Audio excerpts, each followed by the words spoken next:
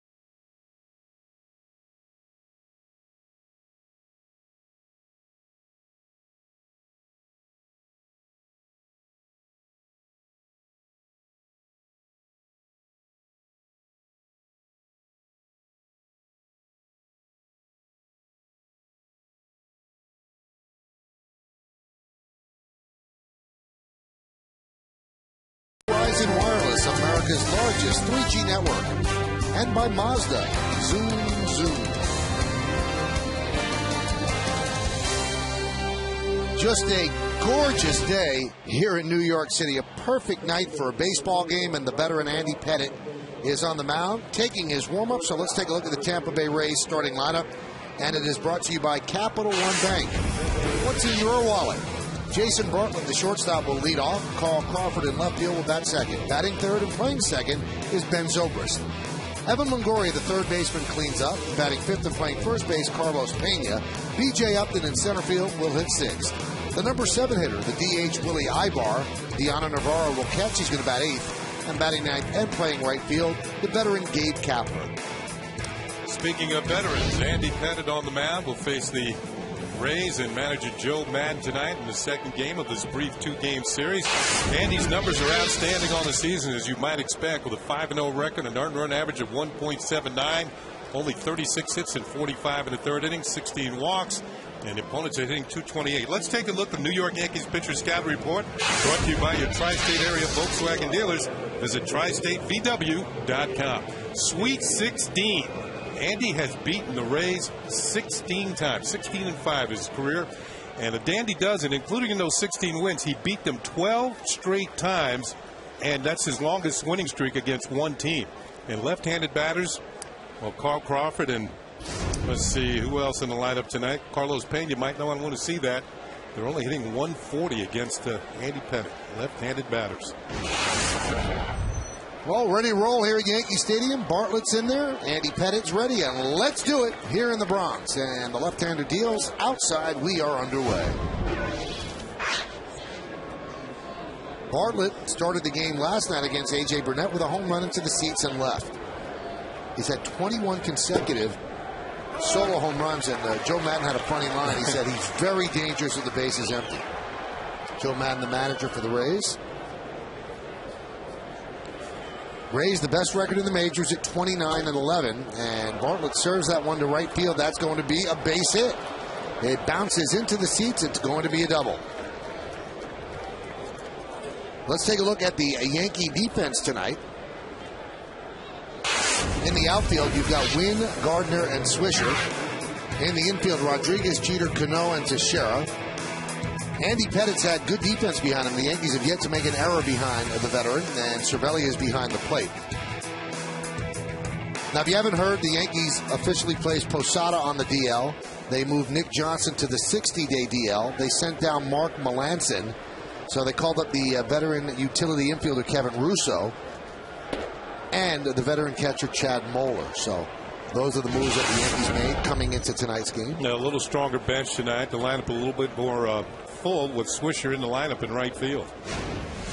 And when I say veteran Russo, he's older as a minor leaguer. He hasn't seen much big league action at all. He actually was called up by the Yankees earlier this year, the 1-0. 1-1. Now, Marcus Timms turned his ankle yesterday, and he came out and was presenting an award behind home plate, and I watched him walk, and he was walking very gingerly, so he's a quote-unquote active player, but I don't know how much use he's going to be today as they continue to tend to that ankle. The 1-1. Fouled off on the bunt attempt, 1-2. Yeah, Crawford trying to get Bartlett over to third base with a bunt to the right side. Crawford having himself a pretty good year, hitting .311. And Bartlett, once again, doing some leadoff damage. 12 for 39 Crawford is against Andy Pettit. That's .308.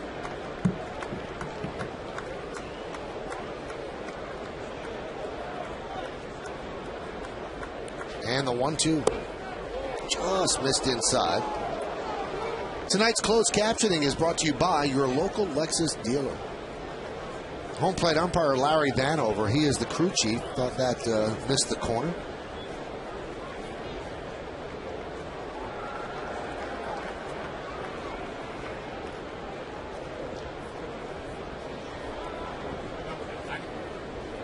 And the 2-2. Line drive and foul.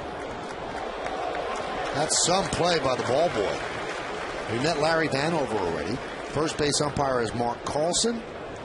Angel Campos at second. And Jeff Nelson over at third. They were here for the Red Sox series and here for the Rays series. So you got a chance to see every one of those umpires call balls and strikes.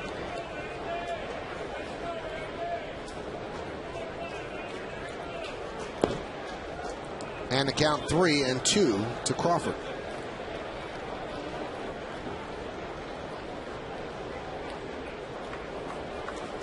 Now it looks like Cervelli, something's bothering him, trying to walk it off. And that's the last thing the Yankees need.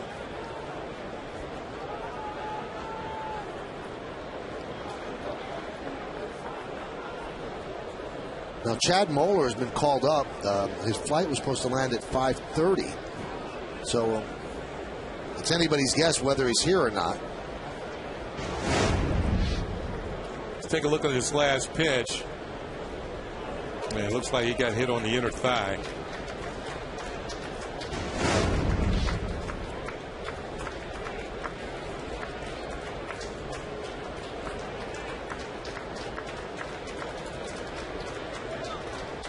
(3-2).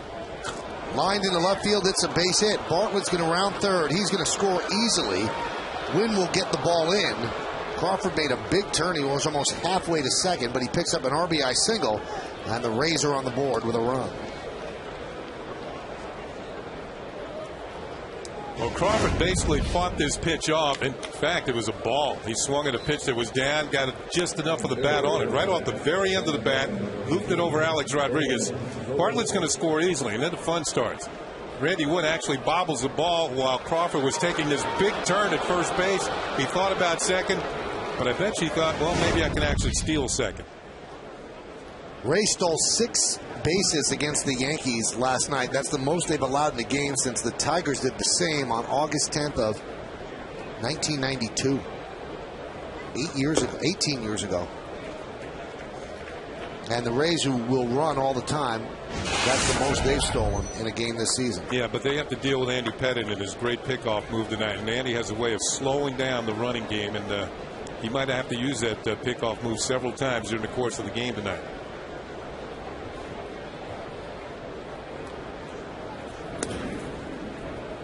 That's not his good one.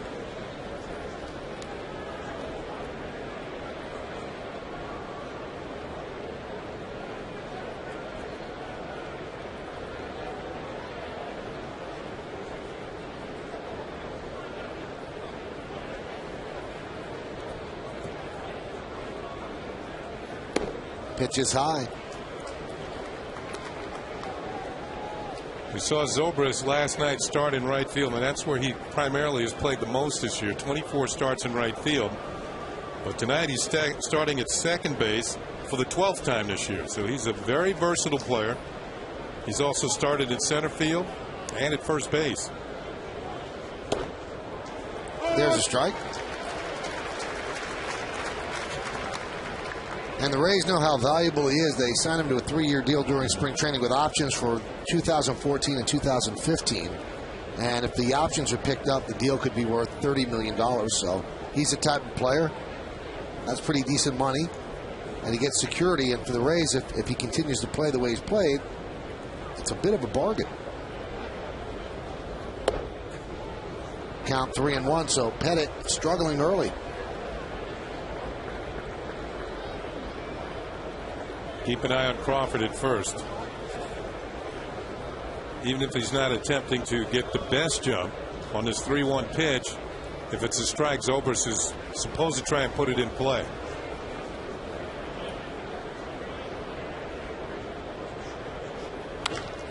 Driven out to right field and deep, giving chase to Swisher. He's on the run. He's turning. He's looking. See ya! A home run for Ben Zobrist. His first home run of the year. He's got 159 at-bats without one. It's a 2-run shot, and it's 3-0 Rays. Well, Michael, last night we saw Bartlett hit his first home run of the year in the first inning. And tonight, in the first inning, Zobrist connects for a home run for the first time since October 1st of last year. Now, last year he hit 27 home runs. And we're all the way here to May the 20th, and he hits his first one of this year. 3-1 pitch out over the plate. You can see the barrel of the bat meet the ball, the head down, the extension, and he drove it into the seats. That's just the second home run that Andy Pettit has given up this season. Here's Longoria. Pitch low, 1-0. Andy does not seem like he has great command. He's missing, falling behind, and he's getting hurt because of it. You don't want to do that against a guy like Longoria. 6 for his last 13. He leads the Rays in all offensive categories. Average, home runs, RBIs, runs scored.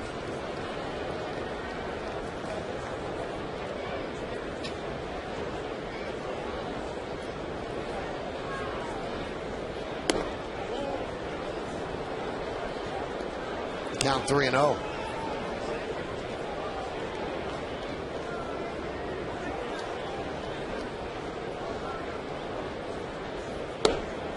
And a strike. New York Yankees baseball is broadcast in Spanish. It's available by hitting the SAP button on your television. SAP is brought to you by Toyota. Toyota's national sales event is going on now.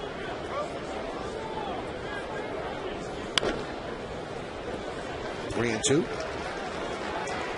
Yeah, these Rays are full of confidence, as you might expect. They've won 5 in a row coming into the night. They have a 4-game lead on the Yankees in the Eastern Division. It gets to the point as a team when you're winning so much that you expect good things to happen each and every night. And even when they don't, you still feel you can recover. The payoff is low, so he walks Longoria.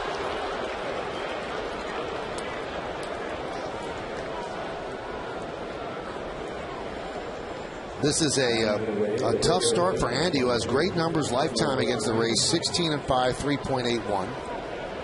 He's also pitched as well as any pitcher in the game over his last 23 starts, dating back to last year, including the postseason, 15-2, 2.96, but struggling out of the gate here against the Rays.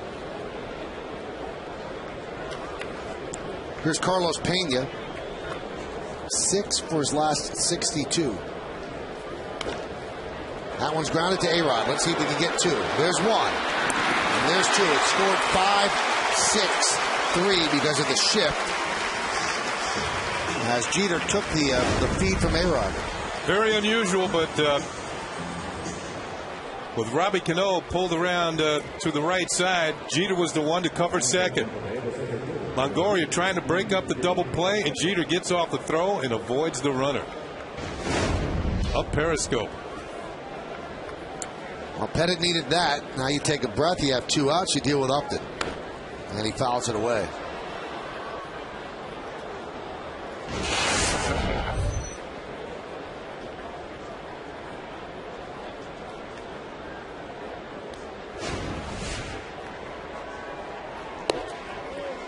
Upton is one of those hitters who's gotten off to a slow start for the Rays, but might be starting to come around. He actually hit 4 home runs his first 13 games. He hasn't hit one since.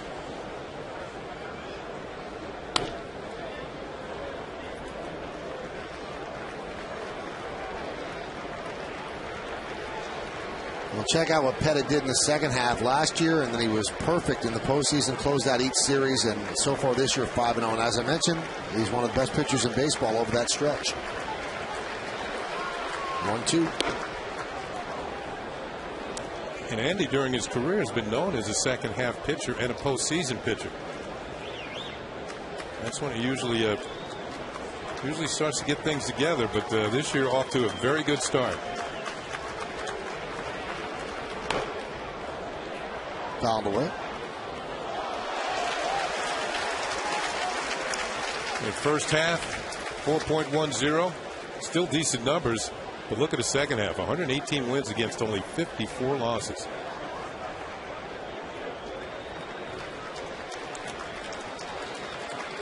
And the 2-2. Swung and missed. So Pettit threw 28 pitches and gave up 3 runs on 3 hits. One of the big blows, a 2-run shot by Zobrist. 3, Yankees coming up.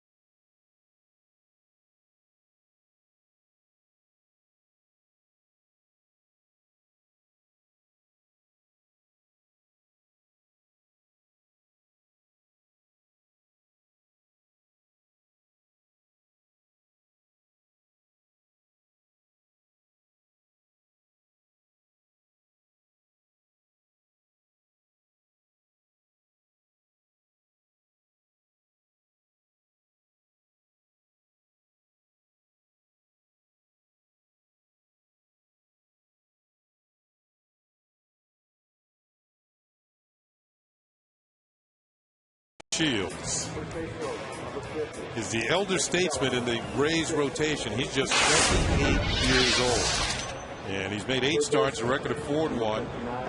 Good ERA. Look at the walks and strikeouts. Opponents hitting just .268. Let's take a look at the Tampa Bay Rays pitcher scouting report, brought to you by Mitsubishi. Test drive one today at the Dare to Compare sales event. 38 strikeouts and only 2 walks in his last 4 outings. But a lot of times when you throw a lot of strikes like he does, you get too much of the plate. He's allowed 8 home runs this year, and not so lucky 7. He is 1-7 in his career against the New York Yankees. With a 5.76 ERA over 10 starts. Here's Derek Jeter. Derek hitting just .266.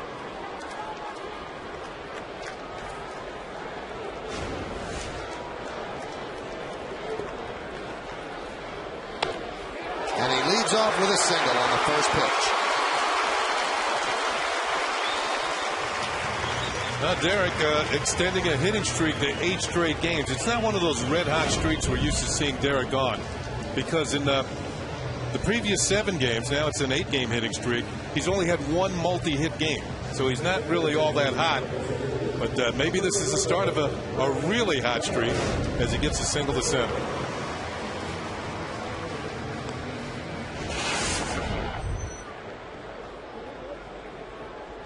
Here's Gardner, 10th in the American League in hitting with a .326 average. 6 hits in his last 20 at-bats.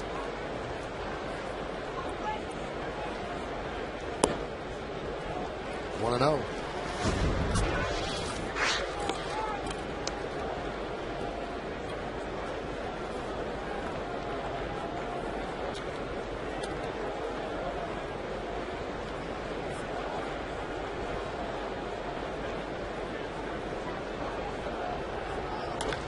Grounded to second. This should be 2. There's 1, and they double up the speedy Gardner. That's about the only way you're going to do it. A hard smash directly at one of the infielders. And Zobrist and Bartlett in double play depth, which means they're pinched closer to the bag. There's the 1. And then plenty of time to get Gardner. Got him by a couple of steps. That ball was hit that hard. Not much chance for Jeter to break it up. Watch him get down, get out of the way of the throw from Bartlett.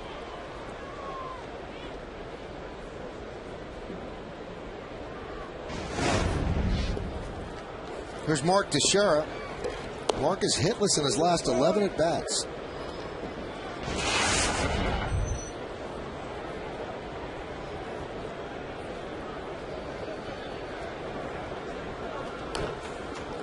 Rip foul. That double play that Gardner hit into, only the 5th of his career. Now, once again, the Rays have an extreme shift against Teixeira. 3 infielders on the right side and a third baseman almost up the middle. That was Chad Muller who just got here. So Gardner give him a good to see you again. Of course, Muller was here a couple of years ago. And a changeup as Teixeira goes down on strikes, now hitless in his last 12 at bats. No runs a hit, no errors, and nobody left. We played 1. It's 3-0 Rays.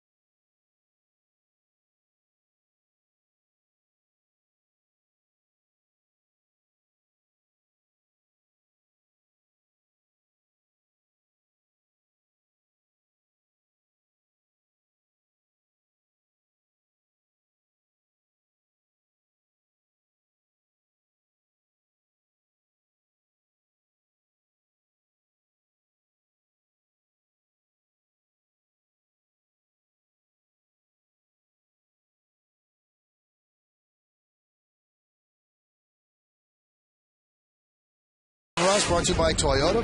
And here's the question. What is the Yankees' biggest advantage over the Rays? Is it 1, starting pitching, 2, bullpen, 3, stronger lineup, 4, manager? Text 1, 2, 3, or 4 to 71938. Or just go to my9tv.com. Take on Russ, brought to you by Toyota right after the game. On the scoreboard, 3-0 Tampa Bay over the Yanks as we start the second. That should be an interesting vote.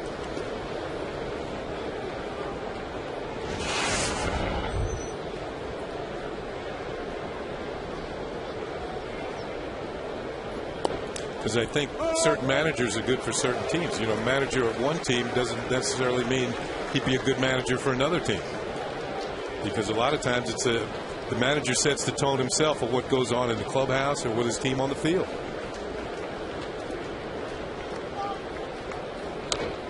Well, some teams need pedal to the metal managers. Some teams need chill, laid back managers. Some teams have younger ball players on them, and then some teams have veterans who different style of managing. Right back to Andy Pettitte. High bars out. One away.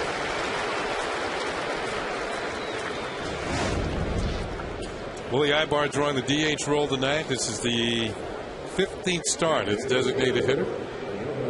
Switch hitting an infield or outfield. Here's one down. Andy Pettitte retires him easily.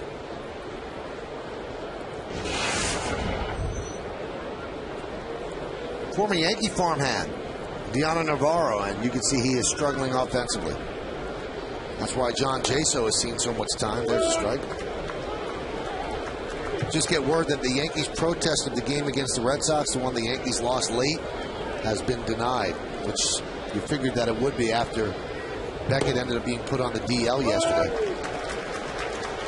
So he was legitimately hurt, but I guess Joe didn't like the way they went about it. Yeah, the process was kind of off. You know, usually you don't call the bullpen first, then say my guy's hurt. The 0-2. That one is a foul ball.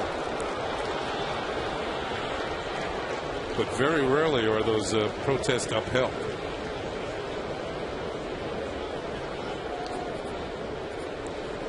One of the more famous protests that was upheld was the Pine Tar game. And a lot of people still think that the league got it wrong because it was a legitimate call, because it was a legitimate breach of a rule. And then the president, the American League president at the time, Lee McPhail, said, but it wasn't in the spirit of the rule. The Pine Tar being too high on the bat. So the protest by the Royals was upheld, and they had to pick up the game after the home run. And the Royals ended up winning it. I remember Billy Martin, I think, had Ron Guidry playing center field. George Brett. Chopped right side. Cano. 2 out.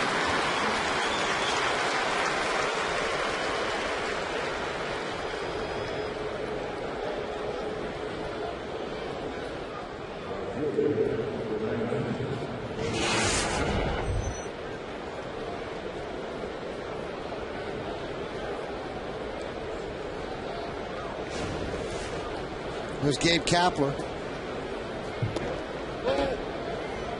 Count 1-0. Kapler gets to start primarily against left-handed pitching. The Rays have been very good against lefties lately. The last 9 games by a lefty starter against Tampa Bay. Tampa Bay's 8-1. The only one they lost, Dallas Braden pitched a perfect game against him. And who was the last man up? Gabe Kapler.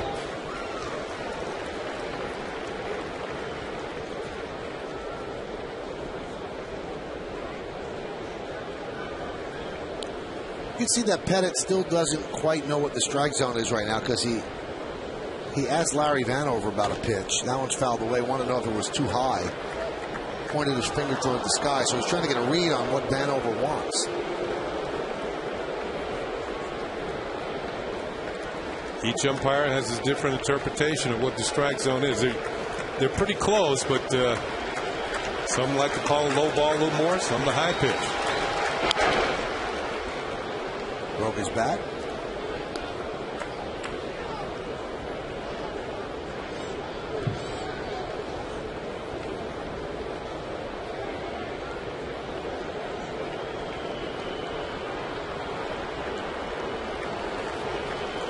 Nothing Rays. Top of the second inning on a beautiful Thursday evening in New York City. 2-2. Outside.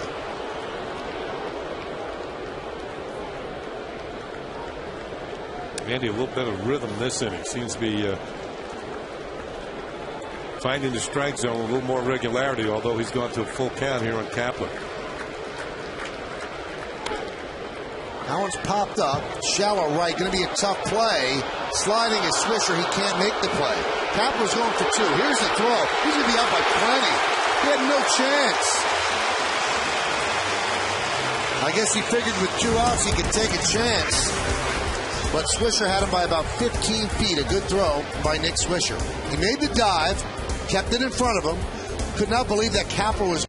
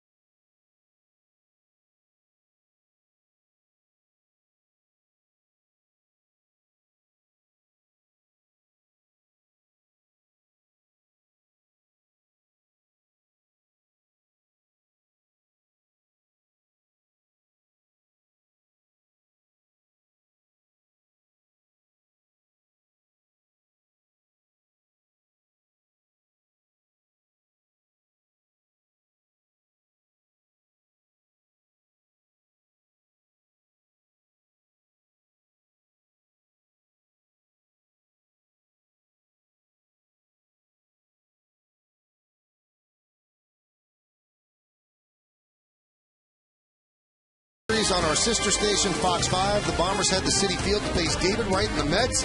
Find out who will be the real king of Queens. Then Tuesday, the action is back on My 9 as the Minnesota Twins will host the Yankees. Yankees-Mets Subway Series Saturday at 7 on Fox 5. And Yankees-Twins Tuesday at 8 on My 9. That's a fair ball at the bat of A-Rod. And there's one away.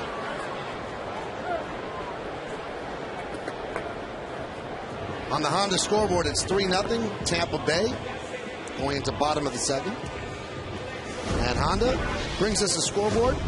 Look for money-saving leases and low financing at your Honda dealer.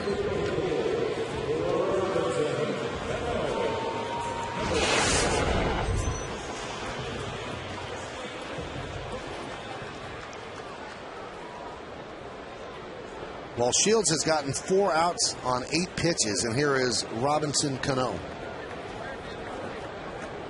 4 hits yesterday for Cano. The thing about Shields is he's always around the strike zone. He's a strike-throwing machine. So a lot of times you go after him right away, knowing that the first pitch is going to be somewhere near the strike zone. It might be the best one you get during the whole at-bat, because if he gets the first one in there, he can start working on you. There's a strike.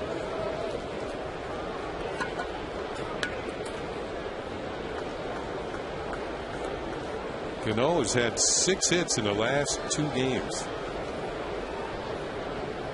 1-1. 2-1. Now the Rays starters have been the backbone of this great start. They have an ERA of 2.77. Only the Padres have a better ERA at 2.74. The Yankees have the second best ERA in the American League. That's at 3.85. So a full run better is the Rays. There's a ground ball base hit up the middle. Cano is turning the calendar back to April when he was April Player of the Month in the American League. Yankees' second hit of the night, and Cano now has 5 straight hits going back to last night.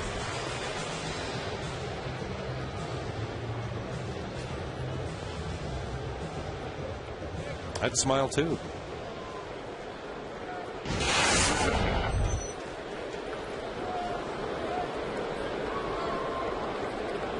Here's Nick Swisher back in the lineup.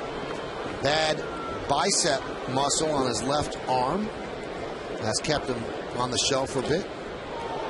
And it particularly hurt when he swung the bat left-handed. And the Yankees miss him.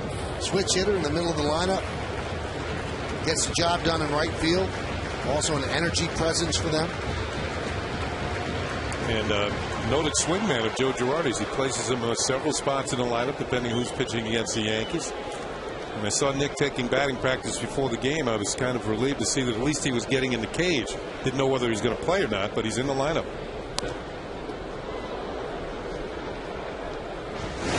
This is about 4:40 p.m. today, and the Yankees really were watching this closely because they posted their lineup very late. They wanted to see if Swisher could go. Didn't seem to be any discomfort there. Maybe a little rust, but no discomfort.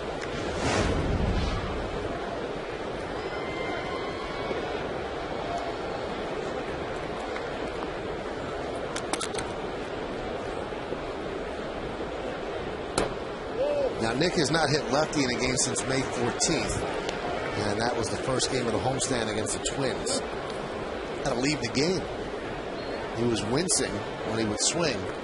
He actually hit right-handed against a right-handed pitcher as well in that series, and ended up working a walk.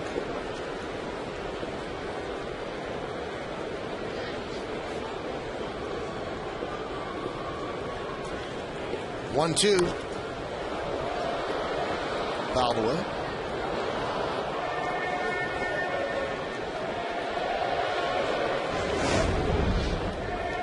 Let's see, targets away. The pitch kind of floats towards the middle, but Nick is a little late on it.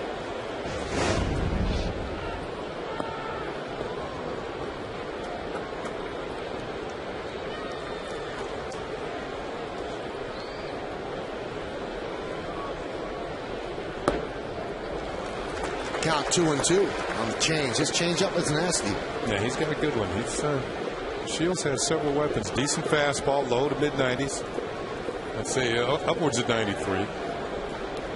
But he backs it up with changeup, and he backs it up with the ability to throw the ball towards the corners.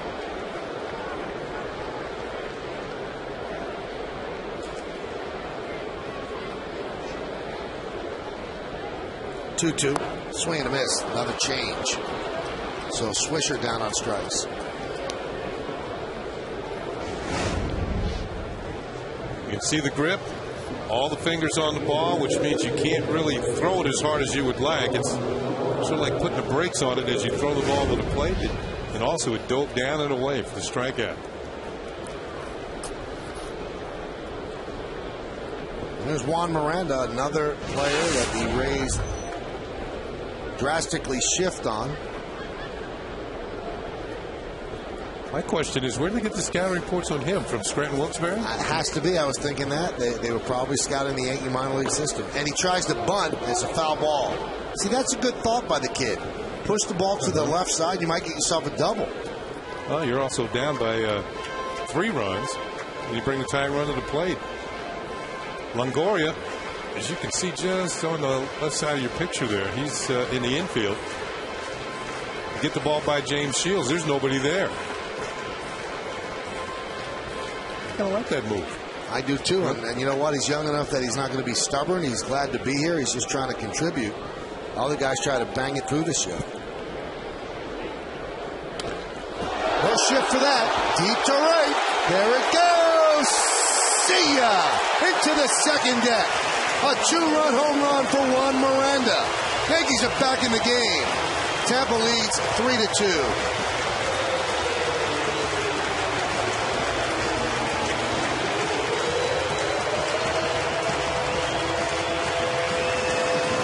Well, maybe he was just trying to draw the defenders in. Knowing where he wanted to go all along. Let's see what the pitch is here. Well, whatever it was is in the middle of the plate, and he spanks it. Headed for the second deck in right field. 2-run home run for Juan Miranda. Remember what I said, James Shields gets a lot of pitches towards the middle. Every once in a while he tries to coast too close to the middle of the plate, and he gets caught speeding by Juan Miranda. And that's tonight's sweet swing of the game, brought to you by Hershey Park. That's a pretty sweet swing. Yeah, it is. Hershey Park's a pretty sweet place, too. I've been there several times.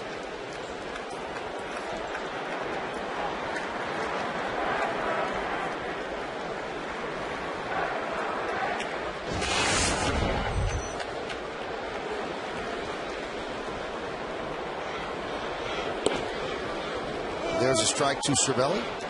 So Miranda with his second home run.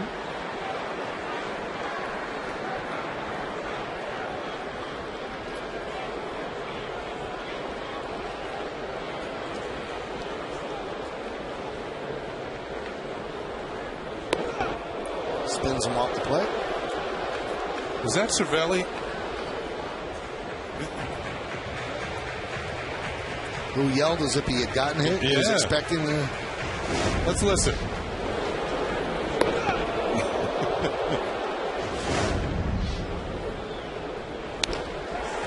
Lofted into shallow center.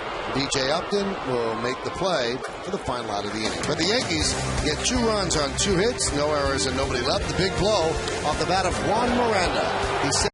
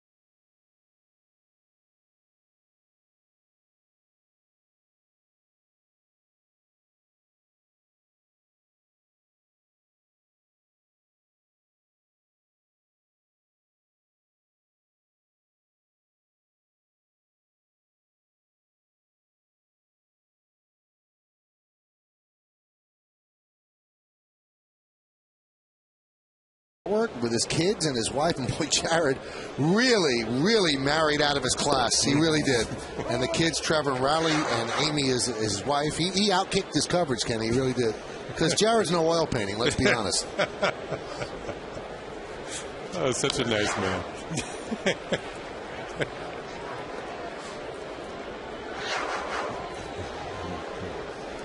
See the out-of-town scoreboard there, brought to you by Kia Motors. To learn more, visit kia.com. Kids are cute. Very. They get it from the mom. Count 1-2 on Bartlett. Hey, you see that Atlanta game, Kenny? 10-9. The Braves scored 8 runs in the bottom of the 9th inning to win that. Did you see how the game ended? No, I did not. The grand slam walk-off. Oh, really? And the kid hits the ball. I don't know who the player was. And the outfielder jumps at the wall, comes down. Brooks Conrad's the hitter, and he thought the guy caught it, right? So he's just. And then all of a sudden he realized it went out. And then he's racing around the bases, and they have the celebration at Oakland. It was a classic. Really? A classic. all kinds of suspense.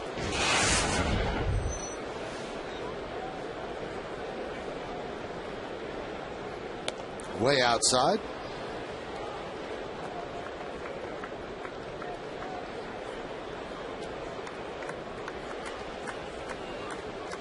I'm told it was 7 runs in the ninth for the Braves, not 8. And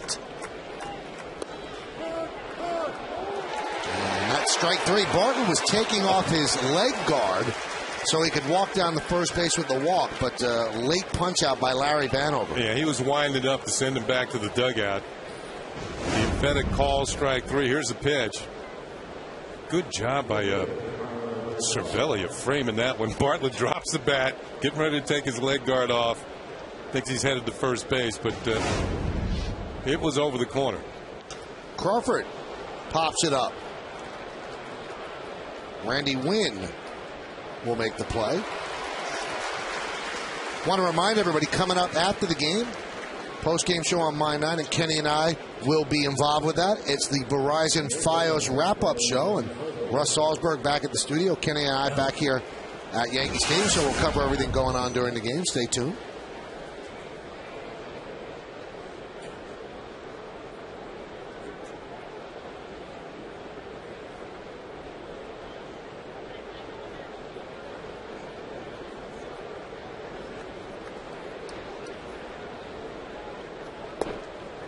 And there's a strike to Ben Zobrist. Andy seems like a different pitcher than he did in the first inning. You know, sometimes your warm-up doesn't translate to the start of the game, and then you have to kick it in. It's like your computer doesn't boot up right at the beginning, and you have to reboot, and then here he is in the second inning, and now into the third, pitching pretty well.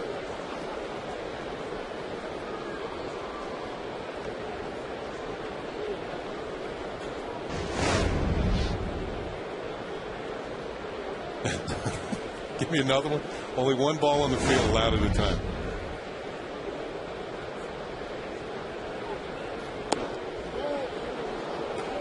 Count 2-1. First time opponents hit 327 against Pettit. It's almost the opposite of every pitcher. Yeah. Then 193, then 152. That might be one of those.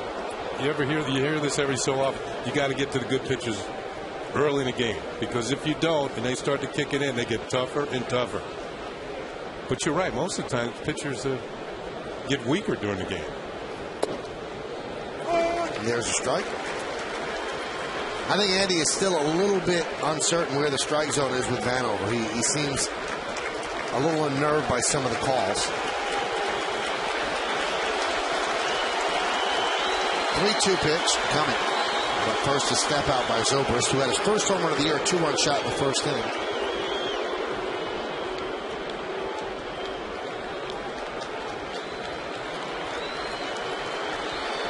And the lefty deals. Grounded slowly to third. Barehanded by Rodriguez. Fires to first. Not in time. Zobrist with an infield single.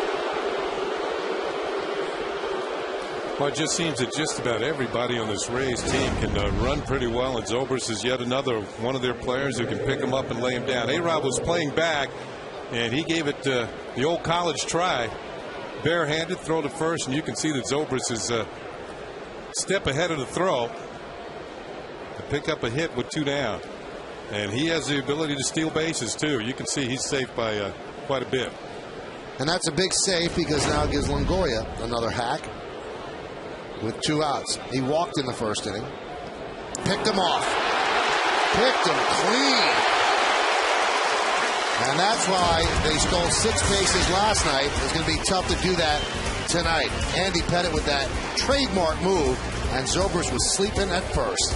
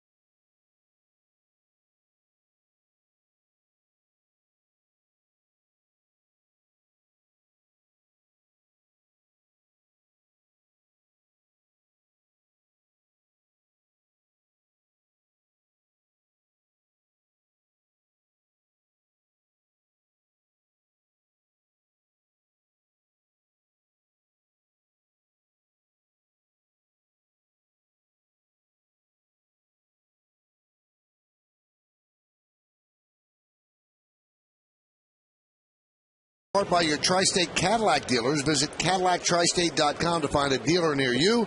Joe DiMaggio hits for the cycle, including 2 home runs, helping the Yankees beat the White Sox 13-2. That was on May 20th of 1948. Randy Wynn will lead off the bottom of the third, and Shields starts him off outside 1-0. Go back to Randy Wynn's early career back in 2002. He was an all-star with the then Tampa Bay Devil Rays.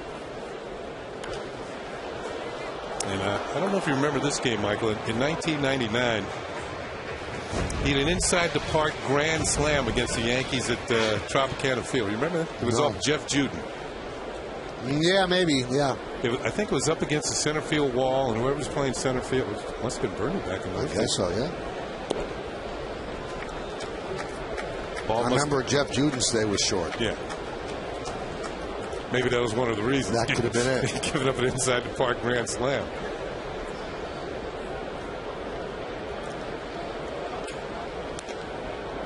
Count 3-1. Tampa Bay jumped out to a 3-0 lead. Top of the first inning. Yankees answered back with 2 in the bottom of the second on a Miranda 2-run home run. Fouled away.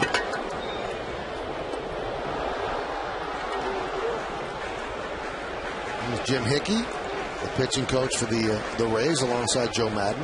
He's got to be very happy with his staff and what's going on. Maybe not as happy lately. There's David Price, former #1 draft pick out of Vanderbilt.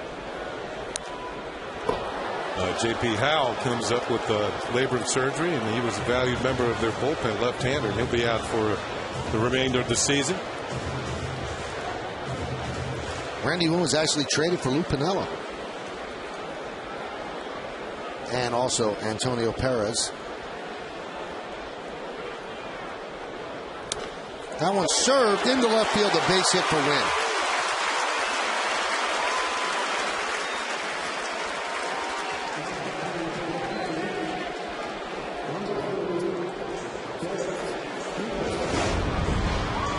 Here's a look at it. Bartlett up but doesn't come up with it, and Crawford will get it back in.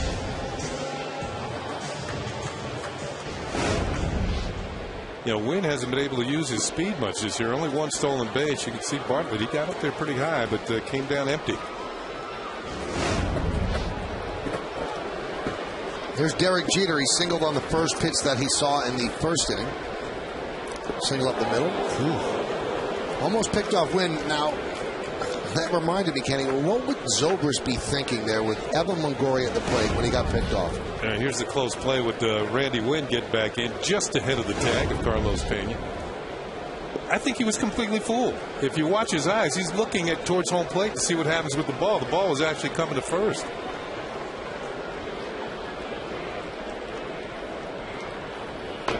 Bunted, third base side, and it's a base hit. Miscommunication there. Shields thought Longoria was going to get it. Longoria thought Shields was going to get it, and neither one got it. And then for a while, nobody was going to pick it up. Jeter squares, gets the ball down, and watch up. Yep. Shields gives up on it. I think he felt he didn't have an angle to make the play at all. If he was going to pick the ball up, he would have no play. And I agree with him. Jeter was going to beat it out. So he thought Longoria had the best shot at it. Longoria backed off. So the ball was just there to be picked up and thrown to the next hitter. And yet another bunt situation. First and second. Nobody out. The Rays are in at the corner. Corners. And it's a beautiful bunt. Going to be a tough play to make. They don't make it. Shields throws it down the right field line. Wynn scores. Jeter moves to third. Going to second is Gardner. The Yankees have tied the game at 3. So the Rays, who pride themselves on handling the fundamentals so well, they get very sloppy this inning. Yeah, the Yankees go to the small ball, and the small ball is putting all kinds of pressures on the Rays' inner defense, and they're not getting the job done. James Shields picks it up, airmails Zobrist, goes all the way down the line, Randy Wynn's going to score from second. That's going to be a base hit and an error on the throw by Shields. So on successive plays, the Yankees get the ball down successfully, and then the fun begins for the Rays on defense. Very good bunt by Gardner. And he gets a hit out of it? He gets a base hit, and then the error on the throw.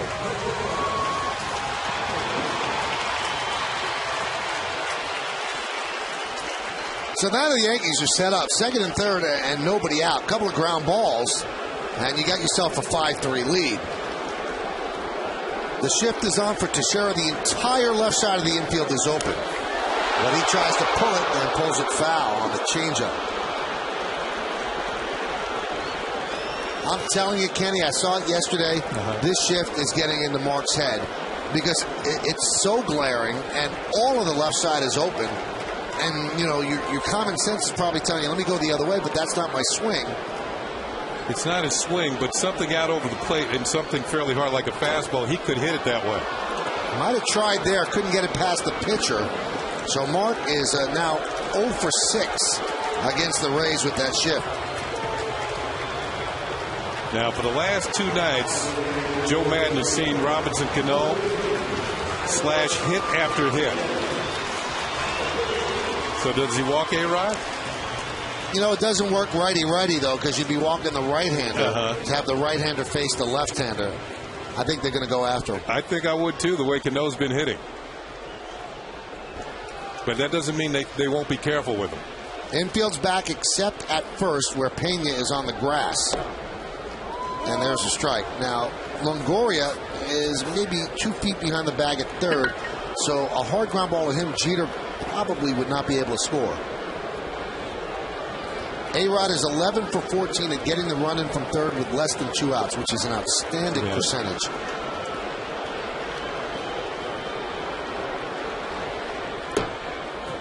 Count 1-1.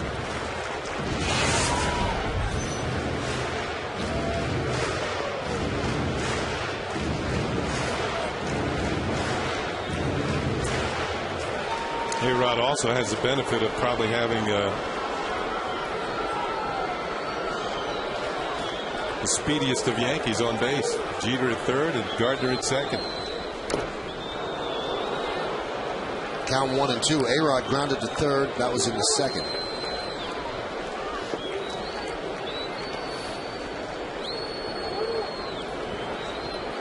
Cano on deck.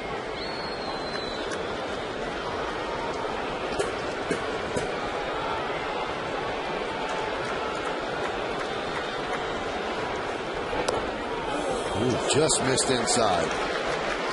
Tough pitch to take. 4 for 18 against Shields is A-Rod with 1 home run. Jeter's at third. Gardner's at second. Yankees have tied the game 3-3.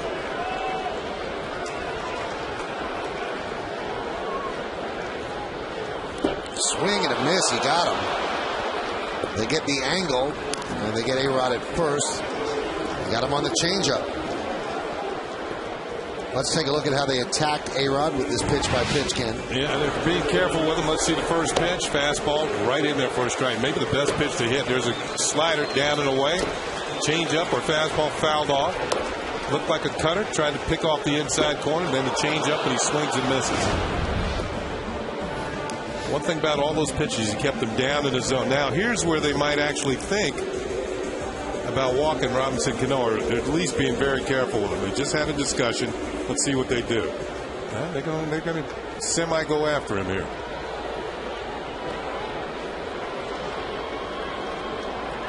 I think I would think about it knowing that Nick Swisher hasn't played in 4 days. And a strike to Cano.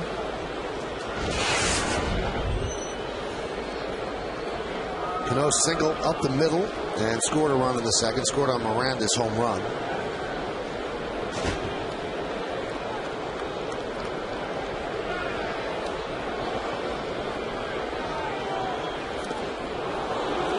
Changeup really dipping. 0-2. Great numbers against Shields. 13 for 27. Just under 500 with 2 home runs.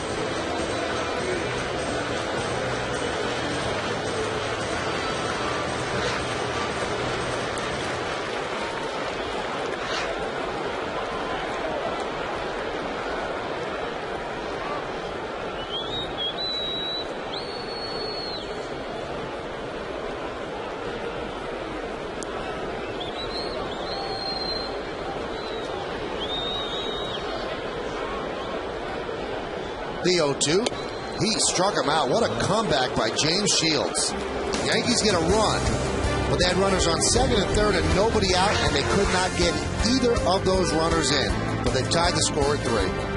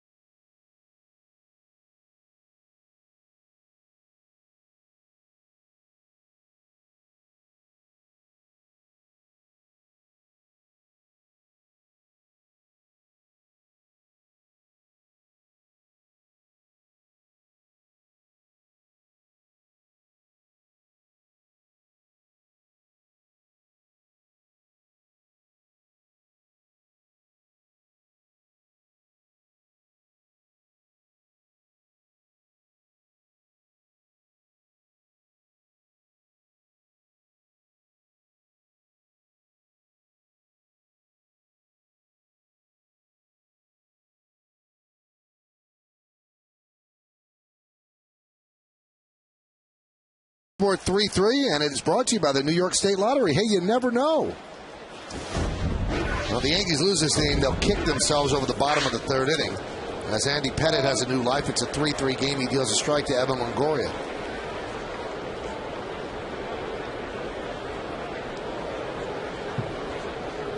The 0-1, 1-1. Tonight's league leaders are brought to you by New York Lottery Powerball. With Powerball and Mega Millions, now you have 4 days a week to win. Play big, play both. That one is driven to left field, and there's one away. Longoria atop the leaderboard with 37, well, check that, second with 37 RBIs, and Miguel Cabrera leads. Both of them off to a great start. Yeah, Cabrera got at least 2 runs batted into the day, because coming into the day, I should say Longoria had the lead.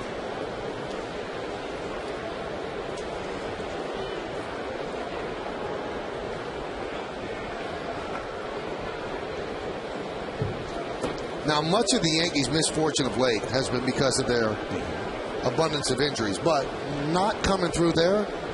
Well, those are their 3 stars that have to come through. Mark Teixeira, Alex Rodriguez, and Robinson Cano. That had nothing to do with any of the injured parties.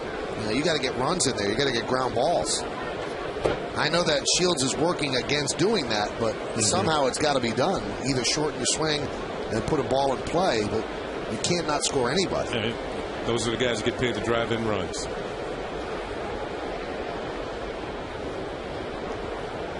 And they know they missed a chance. And the run they did score was unearned.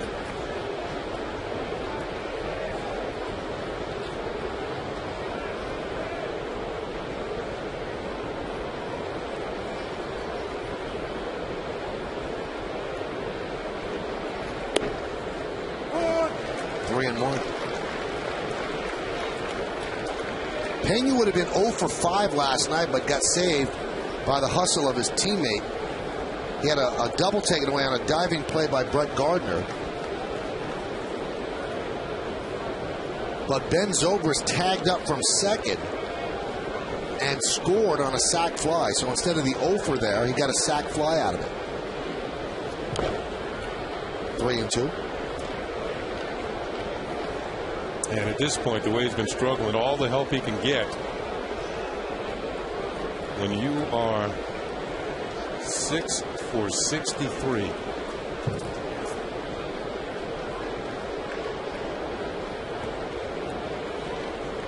But he's the type of hit. He's just streaky. When he gets hot the other way, better watch out. Anything, particularly up in the zone. We always talk about how left-handed hitters like the ball down. He likes it up and out over the plate.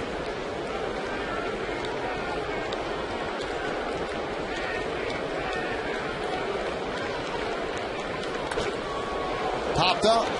His struggles continue. Gardner calls off Wynn. Boy, that was really up there. 2 outs. That was his happy zone. He got good wood on it, but he missed it. He got underneath it. And Pena, when he's going right, he usually hits that ball pretty hard. Yankees made some roster moves today. Jorge Posada was placed on the 15-day D. I was going to miss 3 to 4 weeks with that slight fracture in his foot. Chad Moeller was called up from AAA Scranton Wilkes-Barre. Nick Johnson was put on the 60-day DL, which allowed Moeller to come back on the roster. Kevin Russo was recalled from Scranton Wilkes-Barre, and Mark Melanson was sent down to make room for Russo.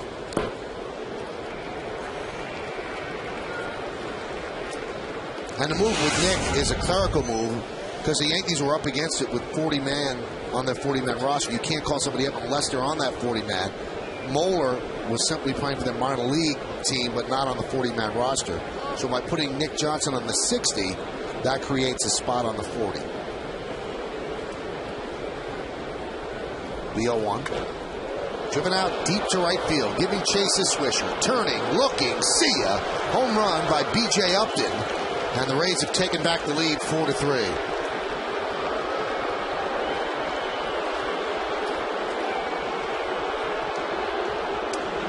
That is Upton's first home run in 27 games. And there it goes. A breaking ball out over the plate. And second home run in that area, hit by a right-handed hitter tonight. Here's Ibar. There's a strike. Time for the Chrysler Trivia question, brought to you by your local Chrysler dealers. Who's the only major leaguer ever to play on the losing team in 3 perfect games? Let's see.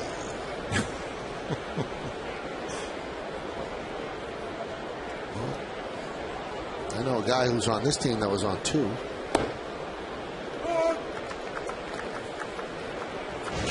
Second home run allowed by Pettit tonight. He allowed 1 home run in his first 45 1/3 innings entering tonight. So he's got 2 3 2/3. The 1-2. Popped up. Teixeira runs out of room.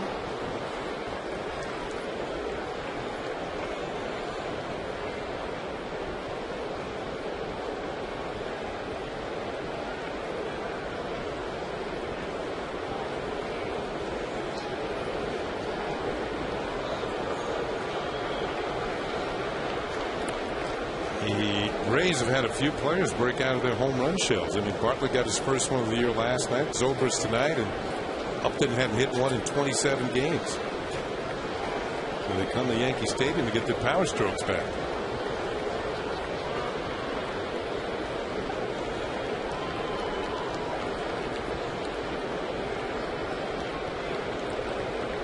The 2-2. High fly ball. Deep right again. But Swisher has room, and he makes the play for the final out of the 4th. But 1 run on 1 hit. No errors, had nobody left. The 1 hit off the bat of B.J. Upton. He goes the other way and hits it out of the park. And that swing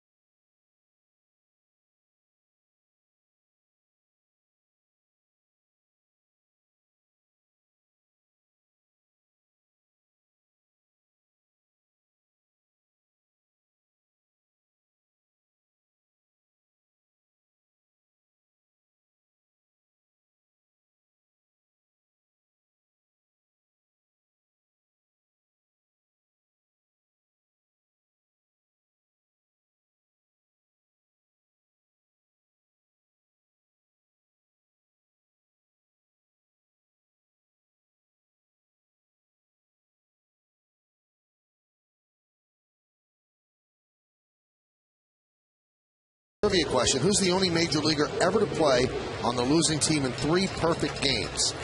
That's what the Angels are coach. Alfredo Griffin. That's bad luck. Now we know a lot of the Rays have played on 2. Yeah. As they were a perfect game last year by Burley and this year by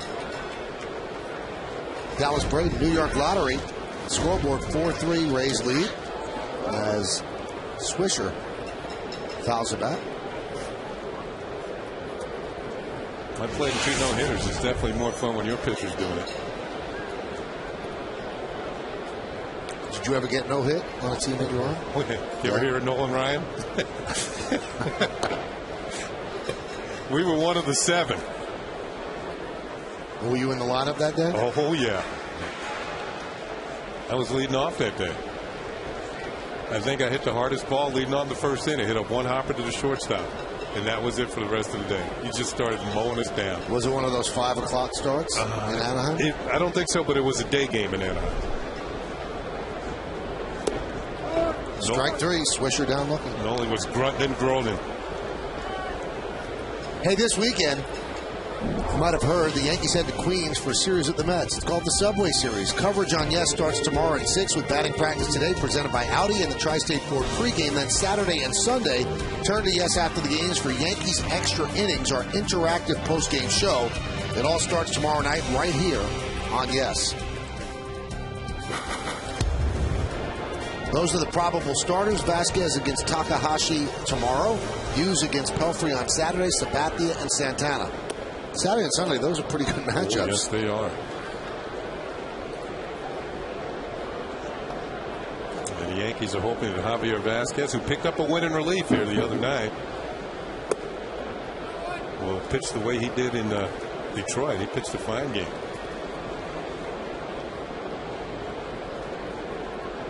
Count 2-0 on Miranda, who had a 2-run home run his first time up.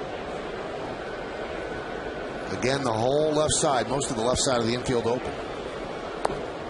Kenny, I got to ask you, because you had near Hall of Fame credentials, and some might argue you should be there. I couldn't hit in Little League, but could a batter just place the ball there and hit to the left side if he so chose to do? It depends on what the pitch is, and probably you would do it early in the count. Right. You don't want to be trying that sort of thing when you get 2 strikes, because then you're taking an unusual swing, and you might just, play into the pitcher's hand. But the Yankees are down by a run now. I can understand leading off an inning, you probably get something to hit because he doesn't want to walk you. The count is 3-1. It's all in your favor. You're going for it now. 1 swing to tie this game. High fly ball. I don't know if Upton sees it. He doesn't. His arms are straight out. He has no idea. It's over his head. Miranda will round second. He's going to third. And he's going to make it. Upton said right away, I have no idea where that ball was. And it scored a triple. Like I said, you have a chance to tie the ball game. There's 1 out. He never saw it, and he let everybody in the ballpark know it. Shit. Back up. Looks like he's bringing a plane in or something. Anyway, Upton still has no idea, and the other outfielders were too far away to help him out. Even the speedy Carl Crawford couldn't get there in time, and it goes as a 3-base hit. I've said this, there's usually maybe 1 minute during the course of the game where the lights really haven't taken that effect, that illuminate a ball that's hit high in the air. I give him credit. He started hustling. And in fact, Upton probably told him, I can't see it. You can start running. So now the infield is in for Cervelli. They want to cut off this run. Time is called by Cervelli. So no pitch. By the way, that's Miranda's first triple in the majors. He's got the 2 hardest parts of the cycle right now, a home run and a triple. Maybe go for the reverse cycle. A home run first, triple, double and a single. See, the infield is in.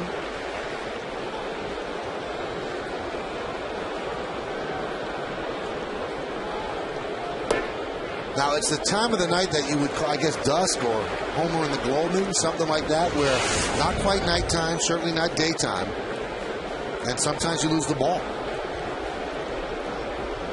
That's what he's looking at. Yeah, the ball has a tendency to blend in with the sky.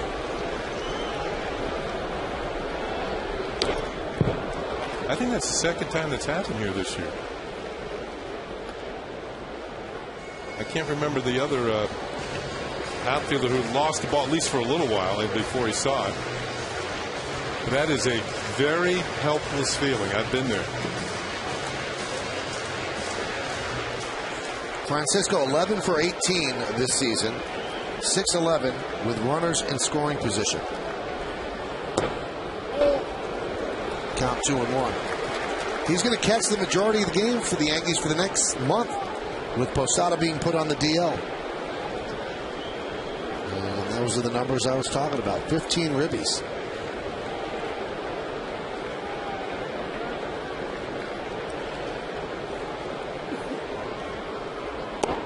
And the count 3-1. Chad Moeller just got to the ballgame around the second inning. Called up today. Plane landed at 6:30. Had to deal with some New York traffic, but made it here. And he's the backup catcher behind Cervelli.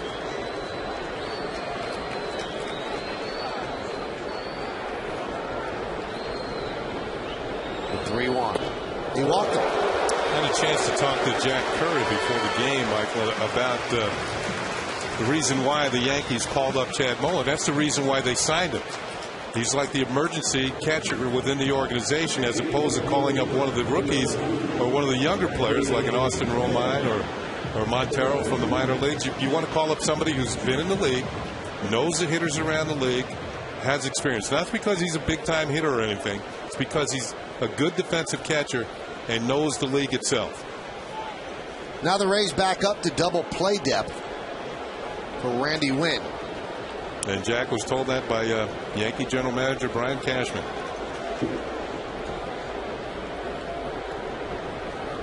This year, Randy is 2 for 6, getting the run in from third with less than 2 outs.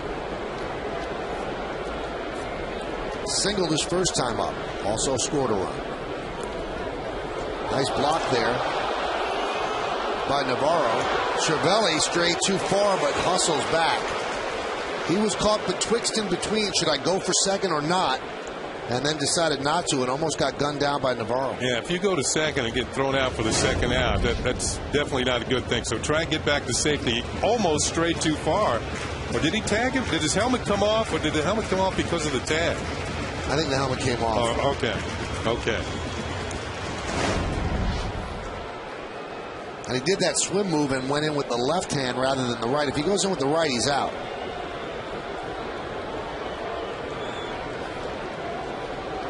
The 1-0. That's driven out to deep left field. Crawford on his horse. He's going back, and he makes the play. Tagging is Miranda. Hustling back to first is Cervelli. It's a sac fly by Randy Winn, and the game is tied at 4. But it could have been much more if not for a great grab by Crawford. What you just saw, I don't know if there's many left fielders in this league could have made this play. Because Carl Crawford got turned around and then turns on the jets and reaches out at the very end and makes the catch. Randy Winn, you knew you were going to get at least one run, but you could have gotten more. If this ball gets away from him, hits the wall, and then rebounds by him again. Oh, and it just hit the thumb and then went into the glove. Boy, that was a tremendous defensive play out in left field by Crawford. Pixton Jeter is outside. And he was not playing normal depth. He was shallow. And he really had to cover a lot of real estate to make that play. He's back 1-2 steps from the wall itself. Jeter's 2 for 2. Singled up the middle and then a bunt single. And a strike.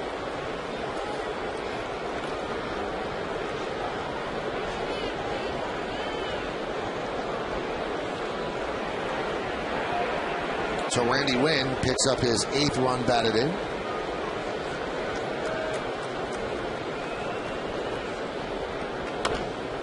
Nubbed in front of the plate.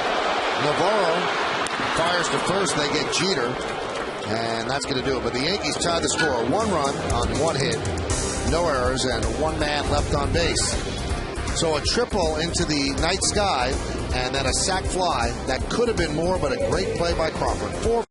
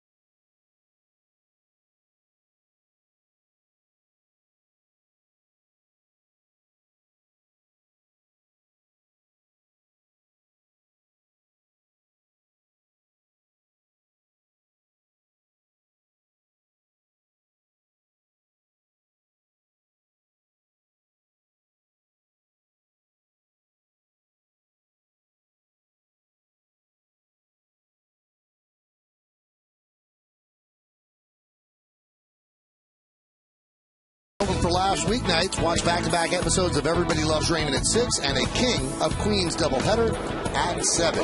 See what trouble Ray and Doug get themselves into weeknights right here on My 9.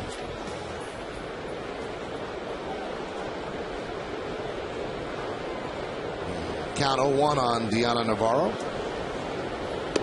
Now it's 0-2.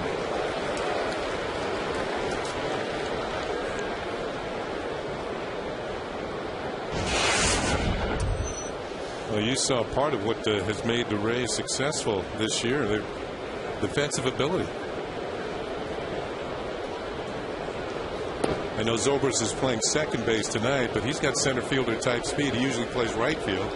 You got Upton in center, who's got center fielder speed, and you got Carl Crawford in left field, who also has center fielder speed. So you've got 3 guys out there who can really cover a lot of ground, and they all throw the ball pretty well, too. When Zobrist is in the outfield, there aren't many better defensive outfielders in the league.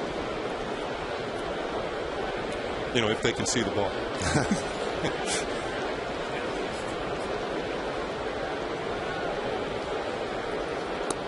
Well, the sky is tough, I guess, for Upton. He's used through a roof for 81 games. That's not a roof. Now you see how the lights really have taken effect because it's gotten darker. It was just there for that few moments. Fly ball right field. Swisher. 1 out.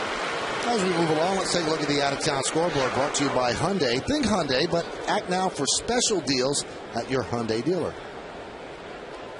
Detroit playing good baseball. Seattle beats Toronto 4-3, slow down the Blue Jays. Philadelphia over the Cubs. A lot of day games today. Atlanta with that big comeback in the 9th inning beats the Reds. St. Louis 4-2 over the Marlins. There's a strike. Texas jumps out early against Baltimore 1-0. Boston 4-0 over Minnesota, bottom of the 5th at Fenway.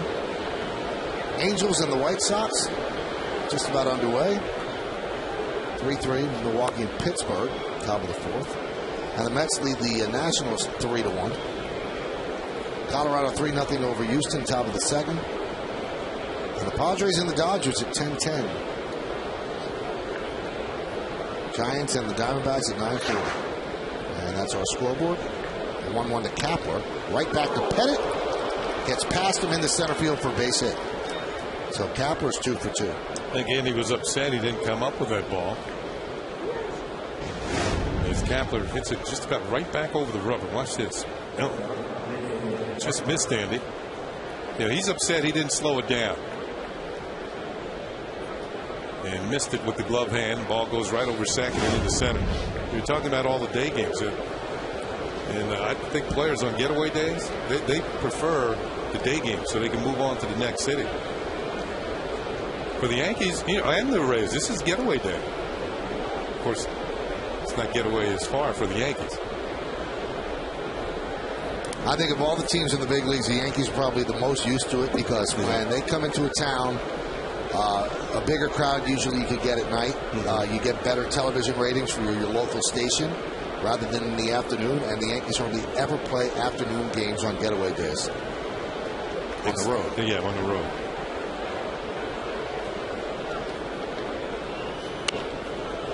Rip foul.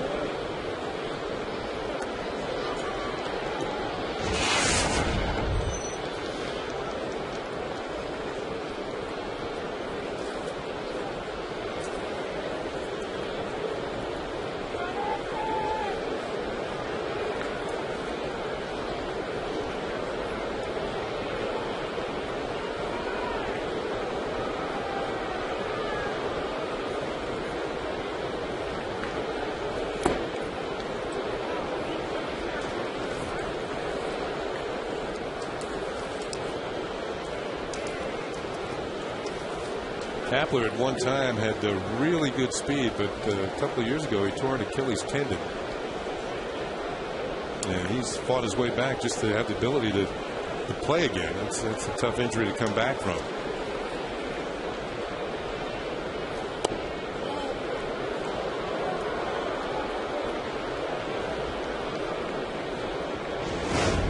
Take a look at the last pitch. I don't know how much Cervelli had to move the glove.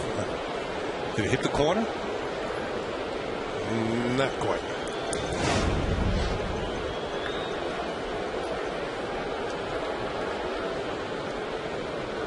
Those are the kind of pitches that umpires hear about it from the bench because they can't actually see the corners. They can just see up and down, whether it's high enough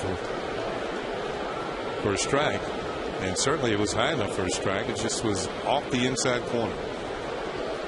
Sometimes the catcher will actually turn to the bench and just shake his head. No, I didn't make it. Andy, high pitch count here in the fifth. 88 pitches. Missed again. Now, Andy picked off Zobris in the third inning. That's his 98th career pickoff. And that's the most of any pitcher since it became an official stat in 1974. He might be thrown over the first here.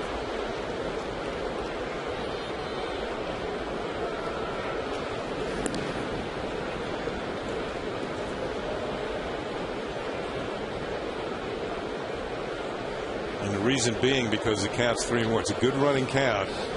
Bartlett at the plate handles the bat pretty well. The Rays are a very aggressive team.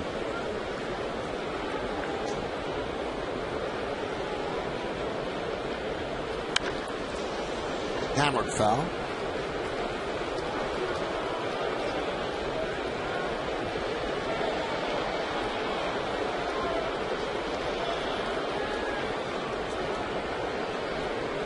So Joe Madden give a little nod to third base coach Tom Foley.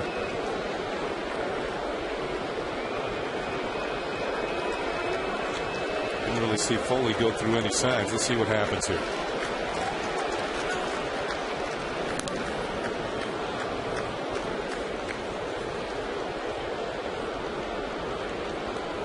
There we go.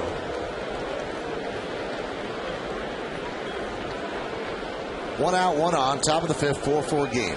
We'll see if that means anything here.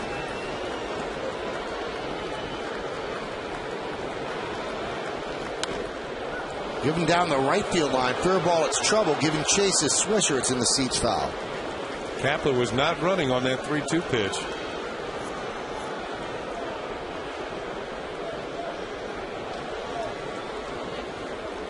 You know, all the trust, when you send a runner, all the trust is put in the hitter to know a strike, recognize strike or ball. If you take it, it's got to be a ball. If it's within the strike zone, you got to swing to protect the runner, because you're not going to get a good jump off Andy Pettitte.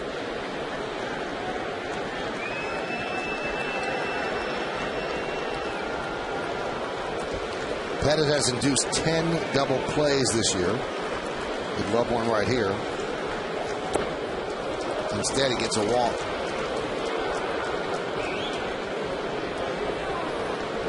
Voting is now open for the 2010 All-Star Game in Anaheim. Help send your favorite New York Yankees to this year's All-Star Game by voting up to 25 times at Yankees.com. Visit Yankees.com and cast your ballot now for your 2010 All-Stars. Vote early and vote often. Vote today at Yankees.com.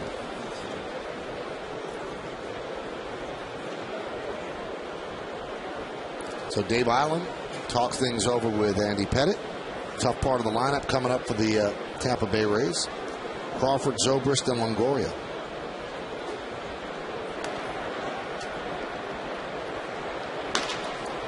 David Robertson throwing.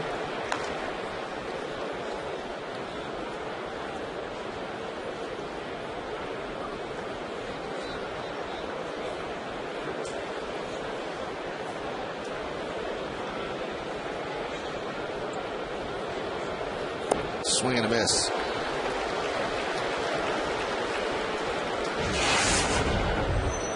Well, the double up Carl Crawford on a ground ball, he's going to have to hit something similar to what Brett Gardner hit earlier in the ball game when the Rays were able to double him up. It's going to have to be a rocket or solid one hopper at one of the infielders to get the job done. Snap throw to second. Diving back is Kapler.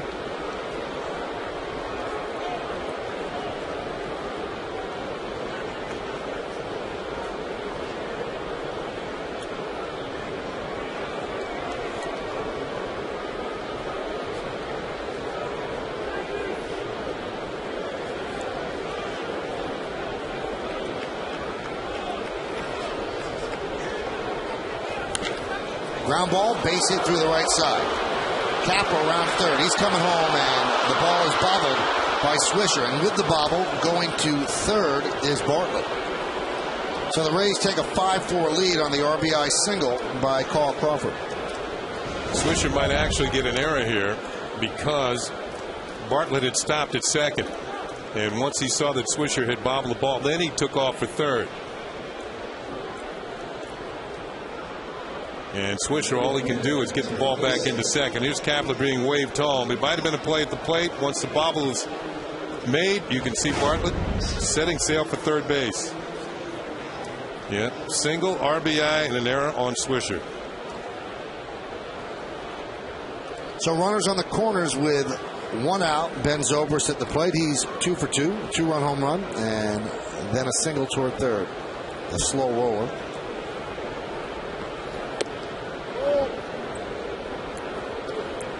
Count 1-0.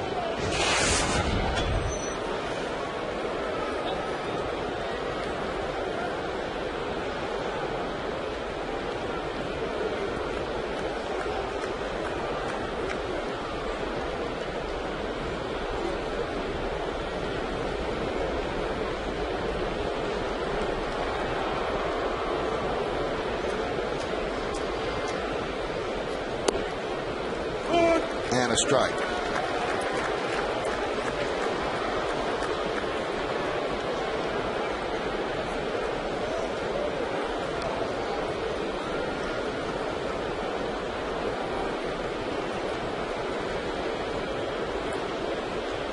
Pettitte really struggling for the first time this year. Came in 5-0, 1.74. Check that, 1.79. And a squeeze was on with the number 3 batter in the lineup, and Zobrist fouled it off. I think that was more of a safety than a suicide. Yeah, it was a safety, but Zobrist drove in over 90 runs last year. You know what I think goes on here, Kenny, and I could be dead wrong. I think Joe Madden wants to be the smartest guy in the room. I think he wants to reinvent the game and do things out of the box. And why would you have your number 3 hitter suicide squeeze? And he's already 2 for 2. Right. The 1-2. Skied to center field. Catch is made by Gardner, tagging as Bartlett. He will score. It's a sac fly for Zobrist, and the Rays lead 6-4.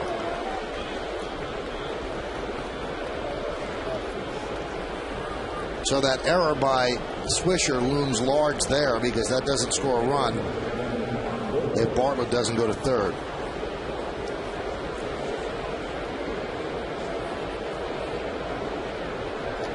Yeah, with Longoria coming to the plate about a month ago in the St. Petersburg Times, they had a poll as to the most popular sports figures in the Tampa Bay area. Right. He was number one. Number two was Martin St. Louis of the Tampa Bay Lightning, and number three was Carl Crawford. Well, then they should come to the ball games more if they like him so much.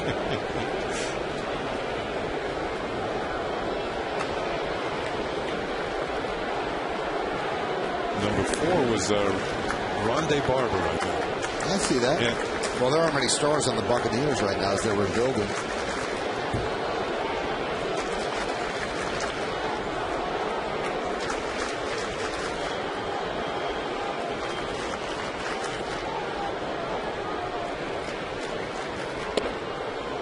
Zobrist also made the top 10 along with B.J. Upton. What paper was this? Was it the St. Petersburg Times? Great sports section. Mm-hmm. That's one of the best in the country.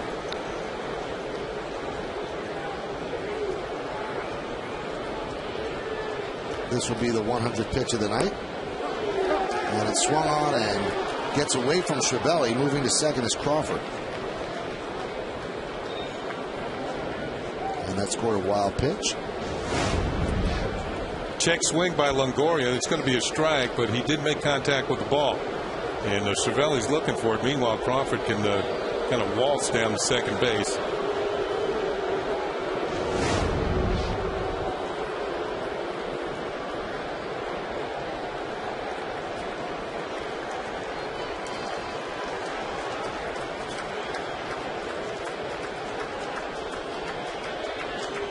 Longoria steps out.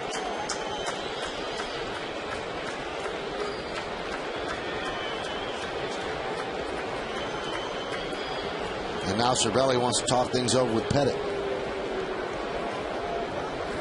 This copyrighted telecast is presented by authority of the New York Yankees and may not be reproduced or retransmitted in any form, and the accounts and descriptions of this game may not be disseminated without the express written consent of the aforementioned New York Yankees.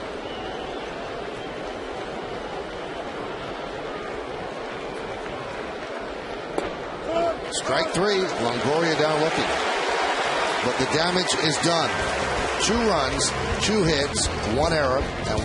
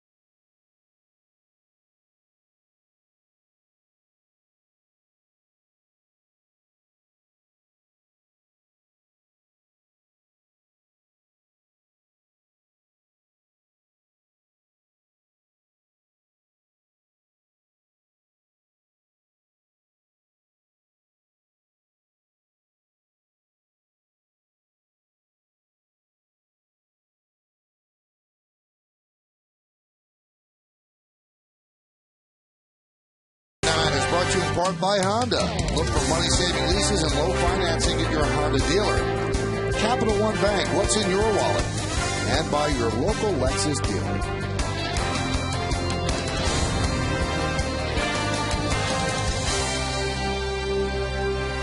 6-4, Tampa Bay leads the Yankees as we go to the bottom of the 5th inning. Brett Gardner leads off.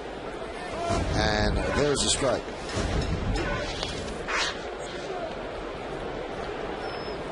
Gardner laid down a neat bunt last time and beat it out for a hit. He's got Longoria just about on the grass at third.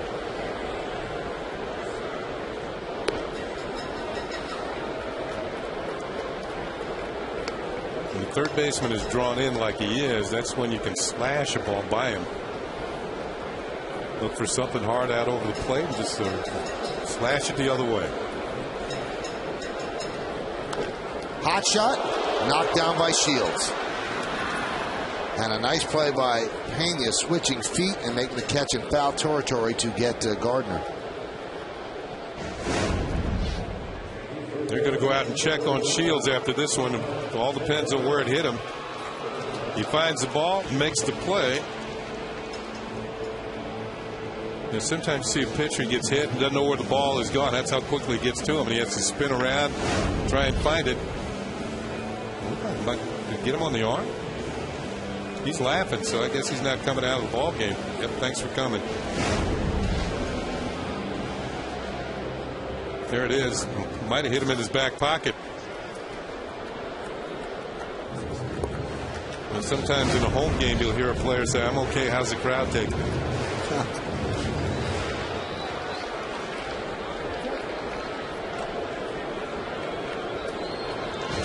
Shift on again for Teixeira.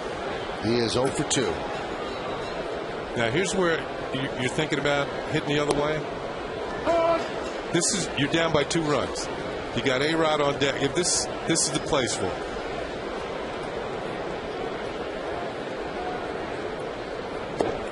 And they're pitching him away too. Yeah, they're kind of helping the cause.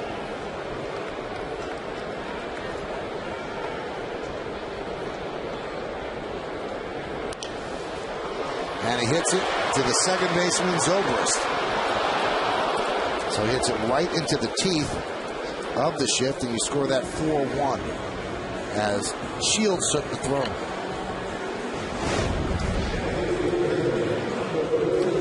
Normal defense, that could have been a base hit. But with the shift on, as Michael said, he's hitting into the teeth of the shift. And Shields does his job, getting over on a ground ball hit on the right side. Teixeira now 0 for his last 14. There's Alex Rodriguez. Count 1-0.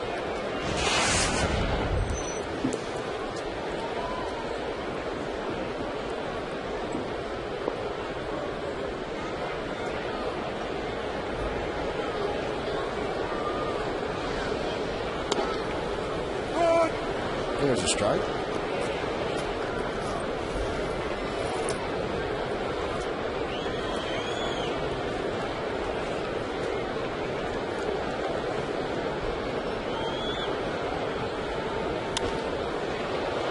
Foul the other way and out of play.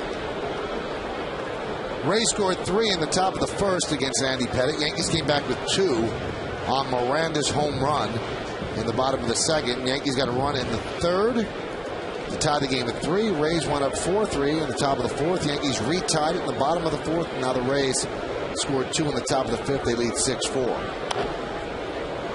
Dribbled slowly to third, but it kicks foul.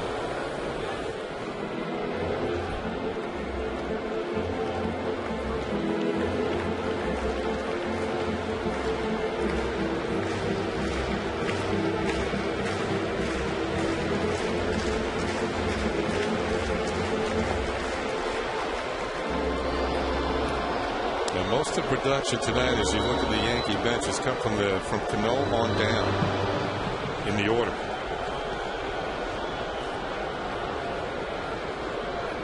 Swing and a miss. Again, he gets A-Rod on that changeup. The Yankees go down in order 1-2-3 on just 11 pitches as we go to the 6th.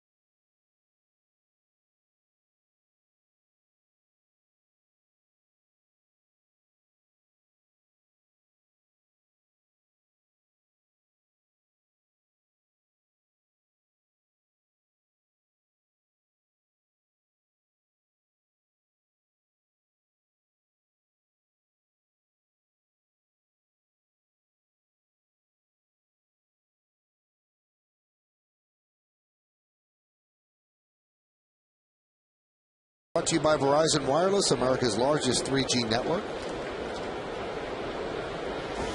And we go to the 6th inning. Carlos Pena will lead off. Andy Pettitte still in there. Swing and a miss. Pettitte's now thrown 102 pitches.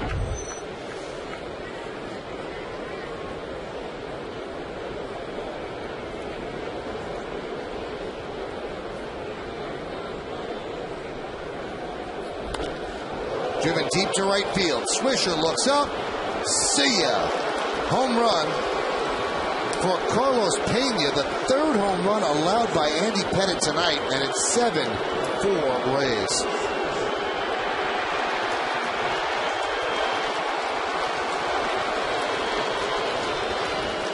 Since 2007, Carlos Pena has hit more home runs against the Yankees than any other player. Remember I said up and out over the plate. And that's about where it was. Belt high out over the plate, and he drives it into the seats. Here's a player who's been struggling big time to get his act together. Andy Pettitte could not get his act together tonight. A great year coming into this game, but he struggled and he's taken out.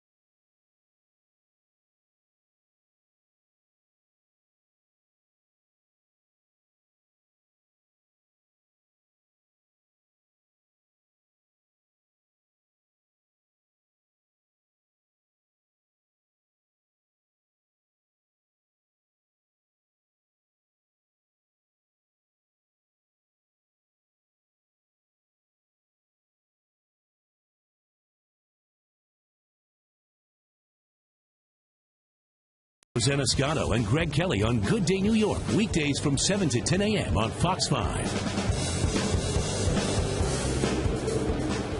Back here at the stadium, Andy Pettitte has been lifted after Joe Girardi made the call to the bullpen. Brought to you by Verizon, Fios TV, Internet, and phone.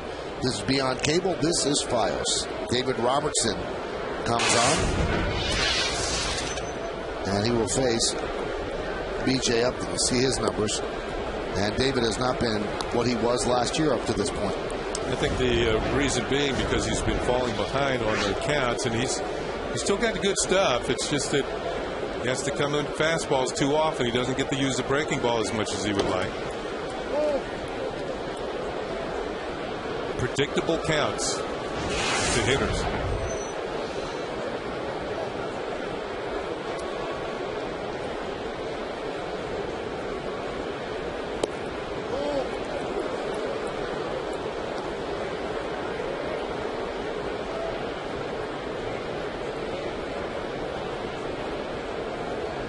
Upton with a home run the other way.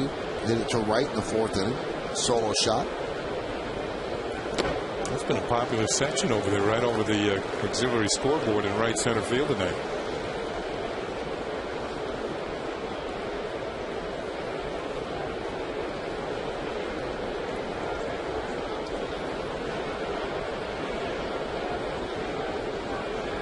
Swing and a miss.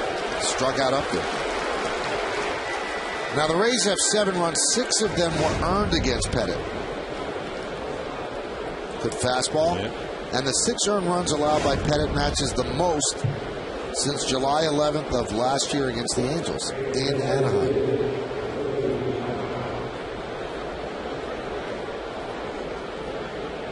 Not a pretty line for Andy, and it's complete.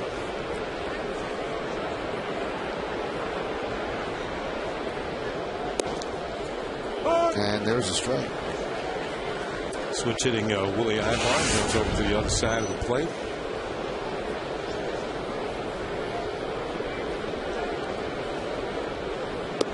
Ibar missed a lot of spring training. He had a sprained wrist. He was injured in winter ball and had not recovered by the time spring training had rolled around. Kind of a valuable member of this team. He's had some big home runs, a couple of 9th inning home runs, including a walk-off for the Rays this year. Strike 3, and Ibar down on strikes.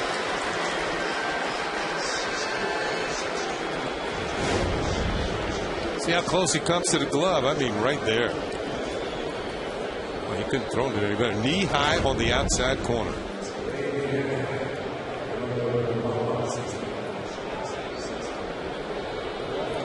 Here's Deanna Navarro against Robertson.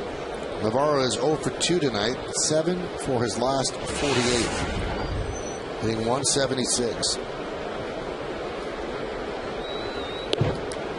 Michael, does it seem to you the Rays have guys who are either real hot or real cold?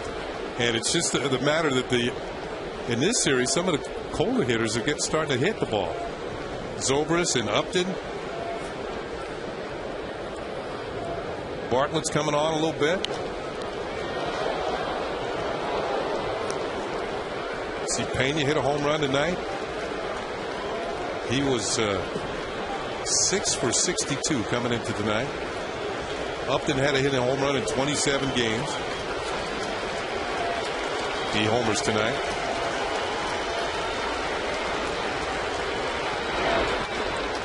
Off the glove of Robertson, he slows it down for Cano. You score that at 1-4-3, and that's a solid performance by Robertson on a relief of Pettit. Pettit knocked out by the blast off the bat of Carlos Pena. Pena's 6th home run of the year, and it gives the Rays.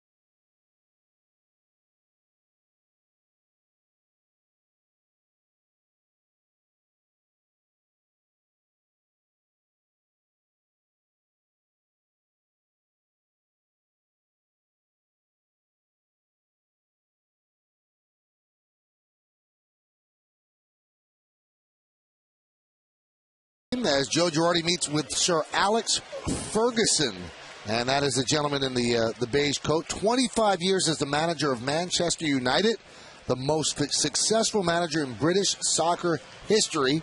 He was knighted in 1999. He's won more than 30 trophies during that time with Manchester United, and he's been their manager since November 6th of 1986. So some soccer royalty makes his way here to Yankee Stadium. You know you're a big deal, Kenny, when you get called sir. You know you're big when you've been the manager since 1986. That's true. Verizon Wireless scoreboard 7-4. Tampa Bay leads the Yankees.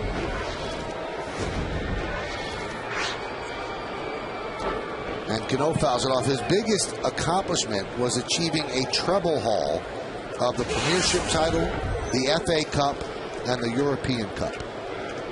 Sir Alex Ferguson.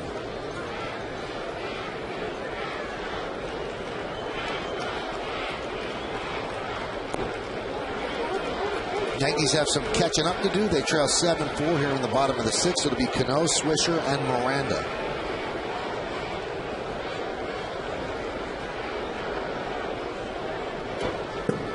Swing by Cano. And Shields kind of shook his head like he knew he made a mistake and got away with it. You can see Cano's reaction too. He's walking around the home plate area. He thought he should have been walking around the bases.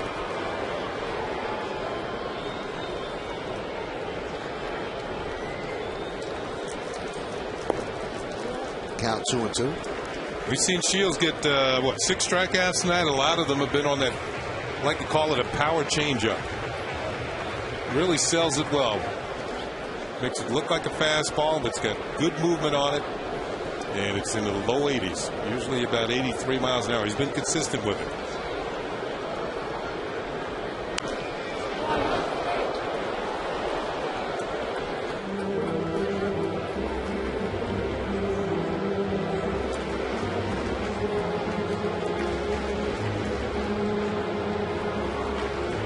We had a number last night about the number of times that a Rays starter has gotten at least to the 7th inning.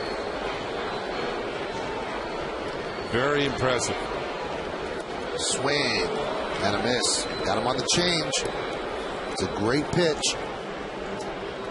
You know, I've said this before. If you got a youngster out there and you want him to be a pitcher, forget the breaking balls when they're young. Teach him how to throw a changeup.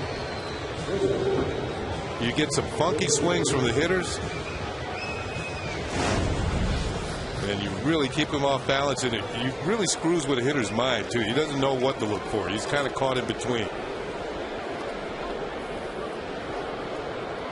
Let him learn the breaking ball a little bit later on when the arm gets a little strong.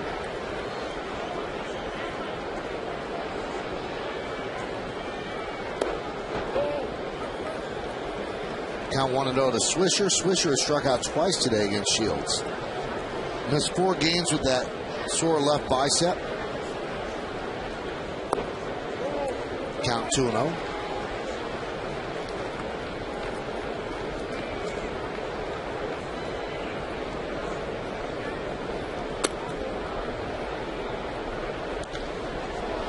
Popped up, left field, Crawford.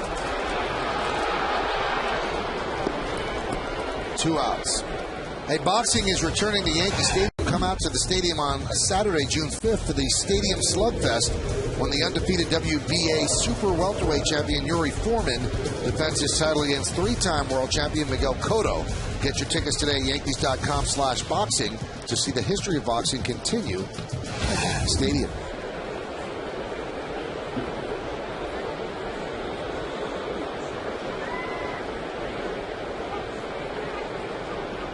Here's Juan Miranda, a home run and a triple. And there's a strike. They have the shift on Juan.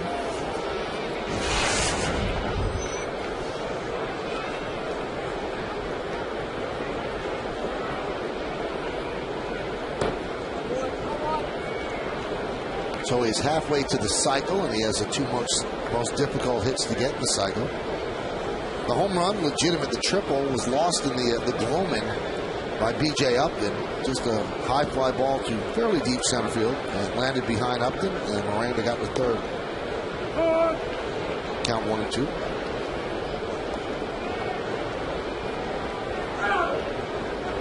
There's a good chance for Miranda with all the injuries surrounding the Yankees, he can get some significant playing time and show the Yankees or another team what he could do up at the big league level. He's always hit down in the minors.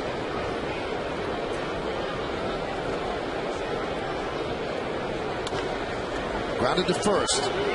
Pena will beat Miranda to the bag in a 1-2-3 inning for James Shields. In fact, he's retired the last 7 in a row. We go to the 7th, and the Rays up by 3.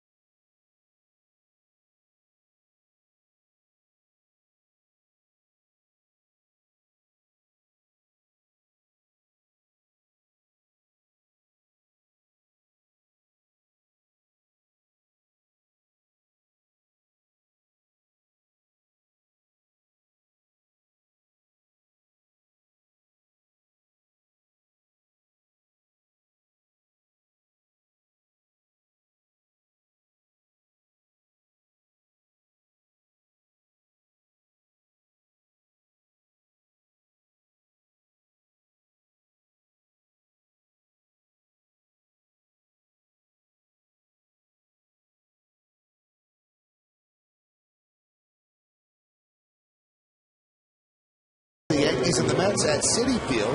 In June, it'll be here at Yankee Stadium, but 3 games. And tomorrow night is the first one. Out of town scoreboard as we move along here, brought to you by Acura Advance. We have a pinch hitter now for Kapler. It's Reed Brignac against the righty Robertson.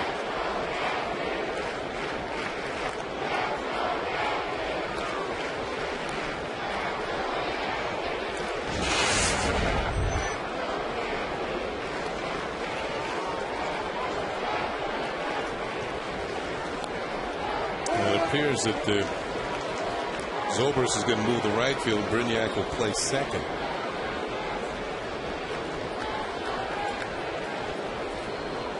And that appeals to the versatility of Zobrist to move around the field. Not miss a beat defensively.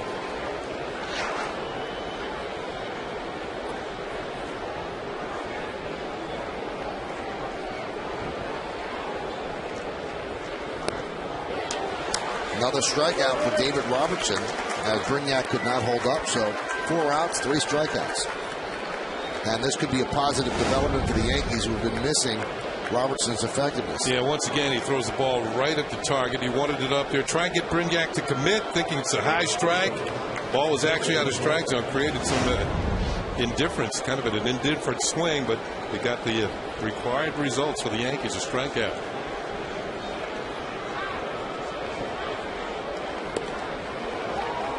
Now, the Yankees need to straighten out their bullpen. That we know. And, Kenny, you got some good news today on Alfredo Aceves, right? Yeah, I talked to him as he was just walking off the field as he had thrown out in the bullpen, and he said he felt very good. And in fact, he said that he wasn't even worried about his back, that it didn't bother. He was worried more about his mechanics. So he said he was going to get some more treatment and probably see how he feels tomorrow after having a workout in the bullpen today. But that is good news because he was very upbeat about what had just happened. And I'm sure Be good news for Joe Girardi if Aceves is getting closer to being activated. Well, he can handle so many roles in the bullpen. Swing and a miss.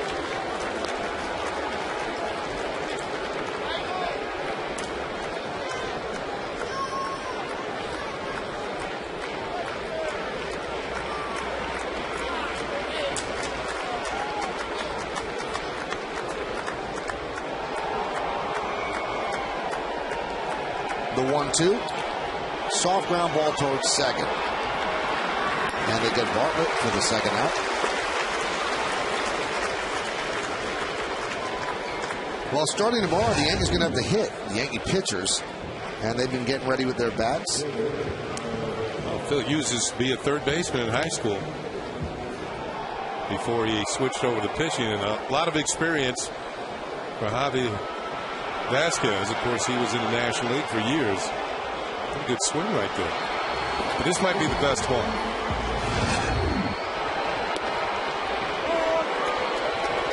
And CC Sabathia in an interleague game, I believe when he was with Cleveland, hit a 440-foot home run at Dodger Stadium. Hit it over the bullpen. And that's why he wanted to, he was thinking about signing with a National League team. Because he likes to hit. I would too if I could hit a ball 440 feet. He gets to hit a couple weeks a year, and then in the World Series. There's a strike.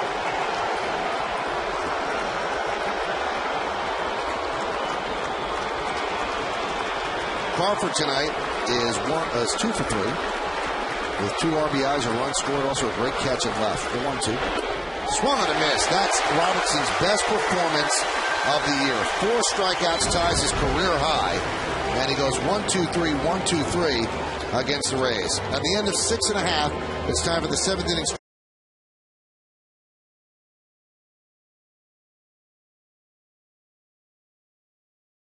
Silent prayer. We remember the servicemen and women who are serving our country at home and around the globe. Thank you. Now, please join in as we listen to Kate Smith's rendition of God Bless America. God bless America, land that I love, stand beside her and guide her through the night with a light from above, from the mountains to the prairies, to the ocean.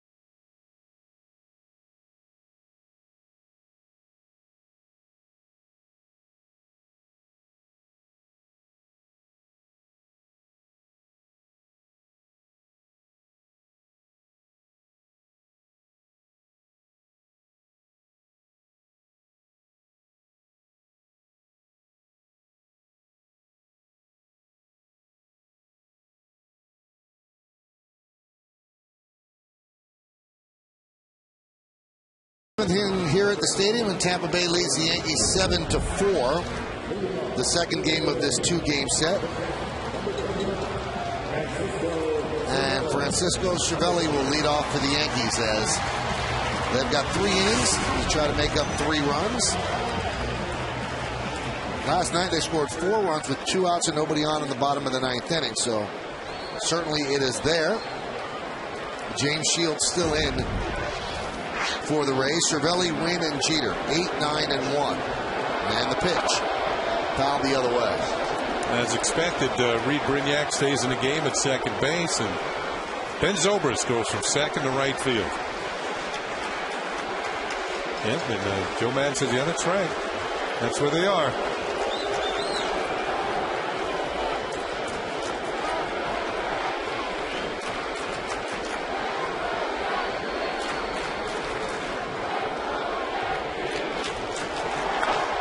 Ground ball is short. Bartlett.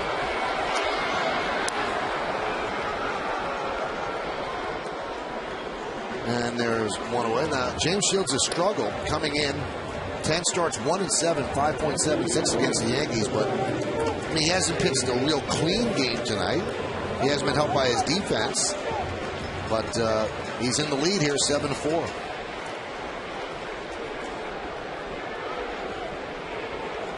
No, he's the one who made the error. That's right. He threw the ball away. Got nobody to blame but himself on that one.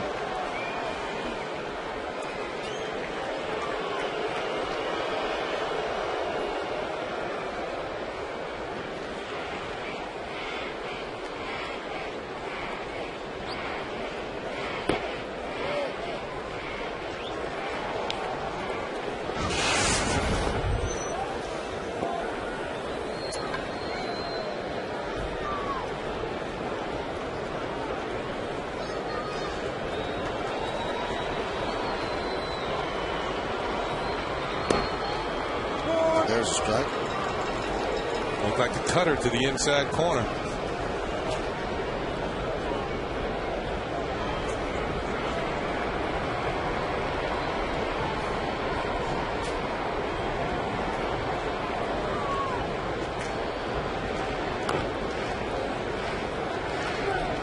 Yeah, that changeup is has the Yankees completely off balance tonight. That's been his best pitch. He's got 92 pitches. He's thrown quite a few changeups. It seems to be his pitch of choice when you get 2 strikes.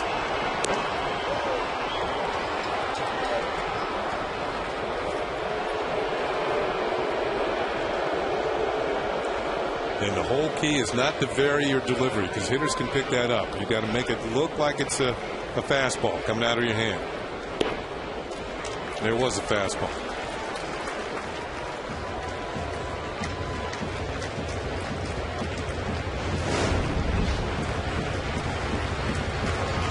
No variance in your delivery.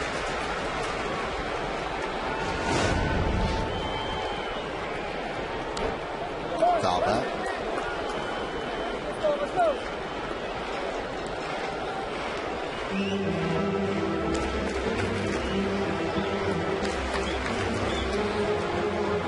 Michael, we talked about how well the Rays starters have pitched, and it becomes sort of like a competition within the rotation itself. Nobody wants to back up a good outing with a bad one, and it just one right after the other. He's got Shields is the oldest pitcher in their rotation at 28 years old. Navarro thought he should have held on to that one. It would have been strike 3 if he had done so. Well, their average age of their rotation, Kenny, is 25.6. Only the Tigers have a younger rotation. Average age. 3-2.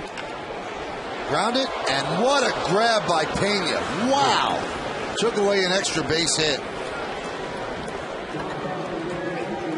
Well, that was a 9-pitch at bat, and Randy Wynn just scorched one down the first baseline, but Pena showing off his defensive ability. Watch him pull the glove up right at the very end, just right under his armpit as he was falling over. Control of the glove hand makes this play. And he'll flip to Shields covering for out number 2 of the inning. two of the better fielding first basemen in the league. Teixeira, there's only room for one Gold Glove, though, and Teixeira has it. Here's Derek Jeter. He is 2 for 3.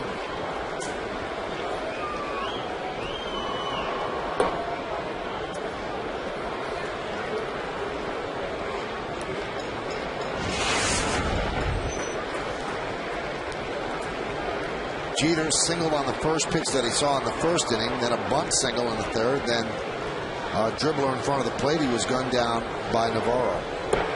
You know, when you look around the field at the Rays on defense, you can say that everybody out there is a better than average defensive player at his position. Every single one of them. Now that they've moved those Zobrist out to right field and Brignac at second, every one of them is a very solid defender. And you'll see plays like that almost routinely made by anyone on the field. When you're built around pitching, you should make plays.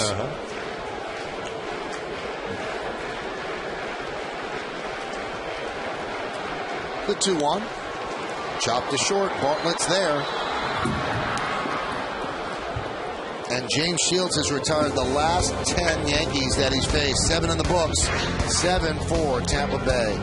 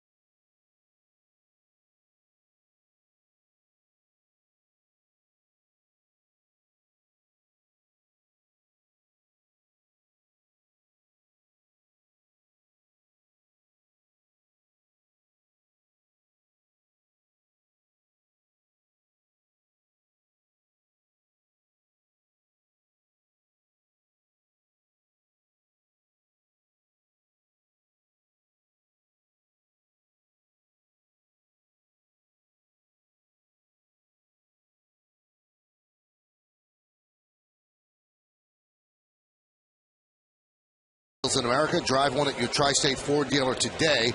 This is the way the Rays originally stacked up. A lot of hits in there.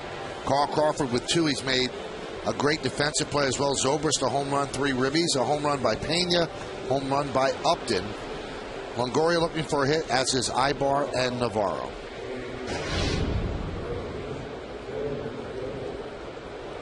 Scout section here at the stadium, right behind the plate. And Chan-Ho Park comes on. What an outing by David Robertson. Kenny, you want to win games, but you try to take positive things out of it. That's a real positive. Yeah, his last couple of appearances moving in the right direction after struggling, particularly in April. Now here's Chan-Ho Park, and they need to straighten him out because he's allowed 4 home runs and 6 2/3 innings this year. Now he pitched 50 innings in relief for the Phillies last year in that bandbox ballpark. At Citizens Bank, he did not allow a home run. That one is rocketed to right field. Nick Swisher turned the wrong way, but recovered nicely to make the play.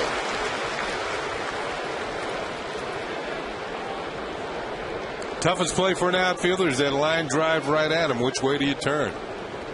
Left or right? Swisher's looking up at the video board here to get a look at the replay, and that we get to see it here right in your living room as he finally gets straightened out and makes the catch. Ball was hit hard on the nose by Zobrist.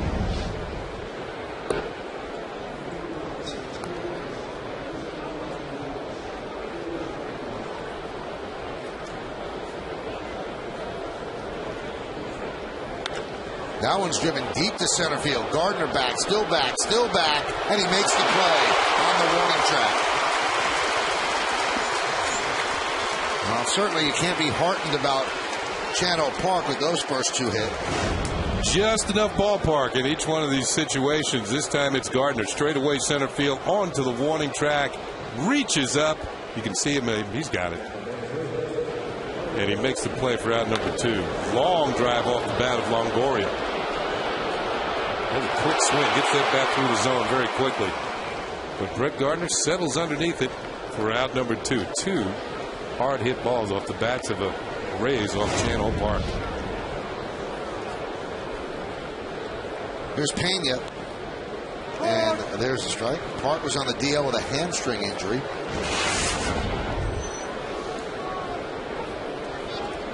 And his first outing back against the Red Sox was not that good.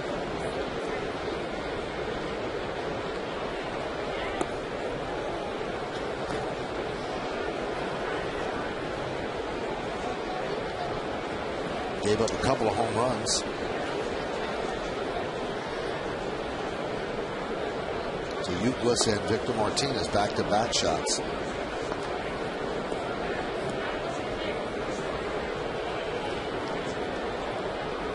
Pena's last home run was April the 28th against Oakland. High fly ball, deep right center.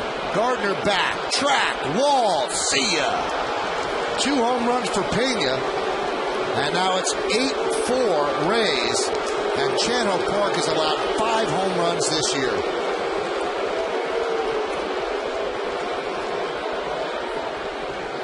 Well, Carlos Pena is one of those hitters. We told you he's had a long cold streak, but when he starts to come out of it, he can get it going for a while. Led the league in home runs last year, tied with Teixeira, despite the fact that he missed the last 25 games of the season. And this one was hit a lot better than the first one he hit tonight. And there's a strike to Upton. Home runs coming, but pitch has to be up. He likes the ball up. Up and out over the plate. That is his swing. There's a ground ball, Alex Rodriguez. And that'll do it. But Channel Park serves up another gopher ball. It's been Channel out of the park.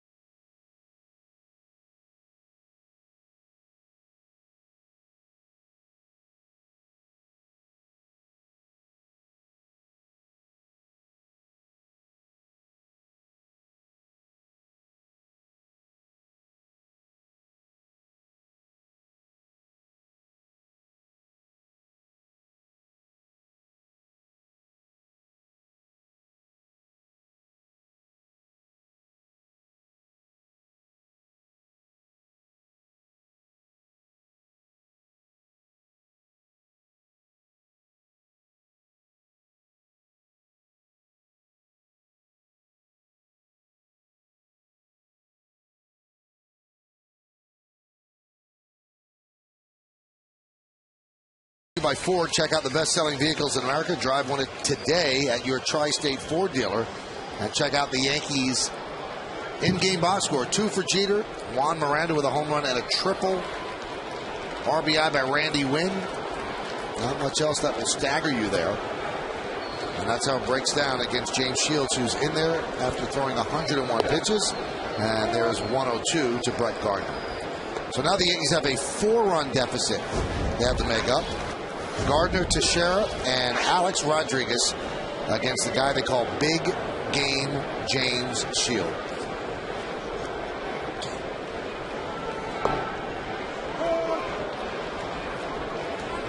They started calling Shields that in the minor leagues, and one of his minor league teammates was a big Laker fan. And one of the great Lakers of the past, James Worthy, was called Big Game James. So it's a playoff of that nickname. The 0-2. Still 0-2. Still throwing that changeup with 2 strikes. It's more of a big game change. Randy Choate, the only left-hander in the bullpen, throwing alongside Dan Wheeler.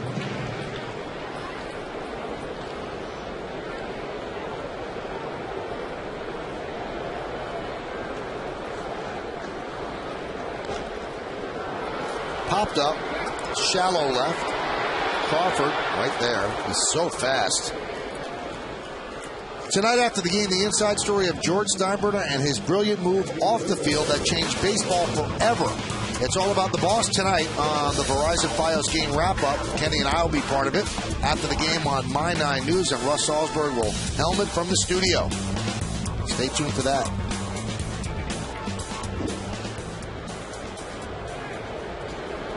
Here's Mark Teixeira. Mark 0 for 3 tonight. 0 for his last 14. His average at 209. And there's that changeup. His changeup, when you talk to scouts, is so good he can throw it 3 in a row. Usually they don't like to back up pitches like that. He go back to back to back. That's how good it is. And his arm motion is so good. He uses it like other pitchers use their fastball. Yeah. This is how I'm going to get you out. It's almost like his fastball is his changeup. It's a change of speed. Yeah, I'll go with you on that. Let's see where you went.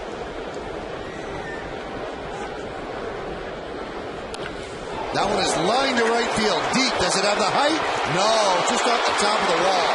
Teixeira was going for 2, but hustles back to first. Ball played well out there by Zobrist. So Teixeira snaps that 0 for 14 slide with a bullet that just missed being a home run. Not quite the elevation, maybe by a foot, and he made the right decision. I mean, you're down by 4 runs. Wow. Yeah, down about a foot higher, and the Yankees would have had another run. And I think that hit actually knocked James Shields out of the game. You see the ball just right above pinned the tail on the ball. Well, that'll do it for Shields. They're going to bring in Dan Wheeler to face Alex Rodriguez. Yankees are trailing 8-4. Stay right where you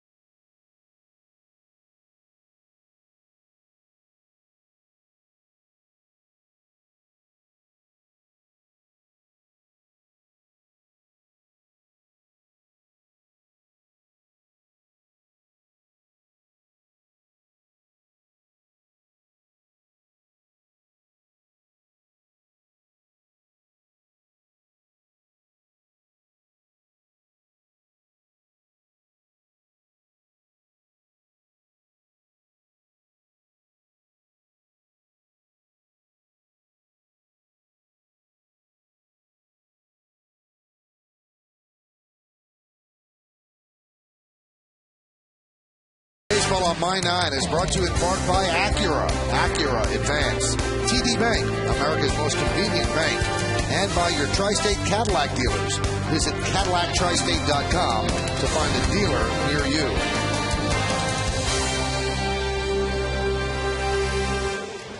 So under the bright lights here on a Thursday night, Tampa Bay leads New York 8-4.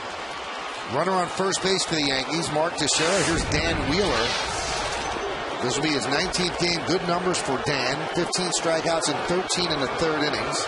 And 7 hits. Really having himself a good year to this point.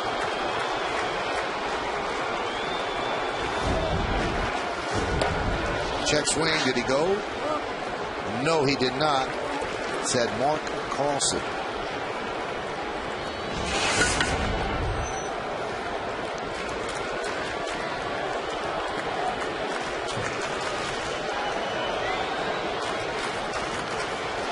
With Wheeler's last 12 appearances, 11 of them have been scoreless.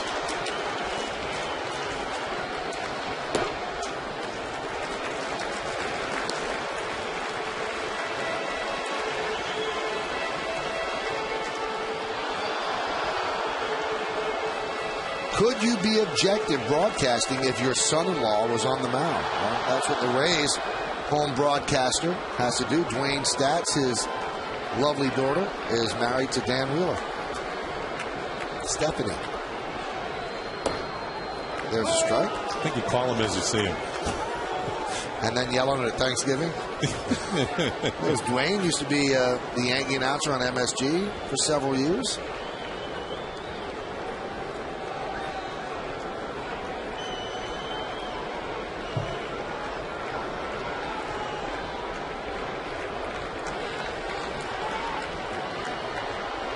The 2-1. Strike. You can see Reed Girardi's lips. That was low. A-Rod looks back at Larry Vanover.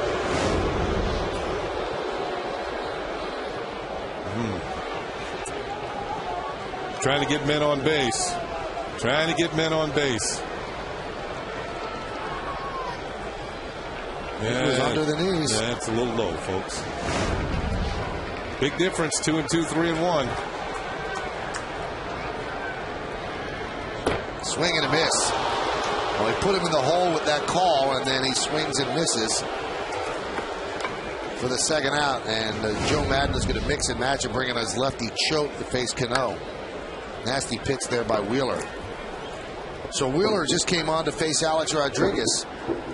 And he does his job and does it well. So former Yankee Randy Choate coming in to face Robinson Cano. 1 on, 2 outs. Yankees down by 4, and Dwayne Stats will be happy at Thanksgiving.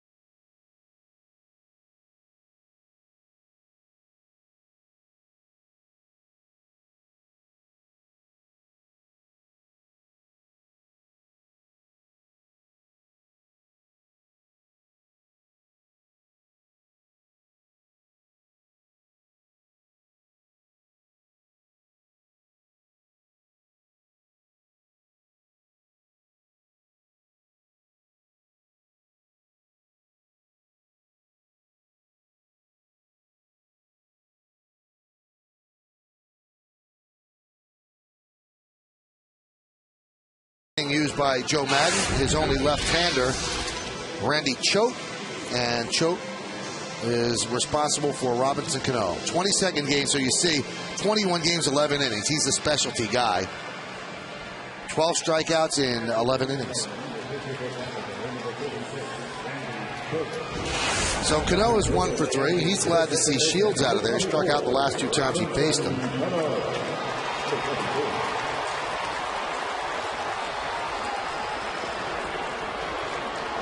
And James Shields just watching now and showing where he got hit.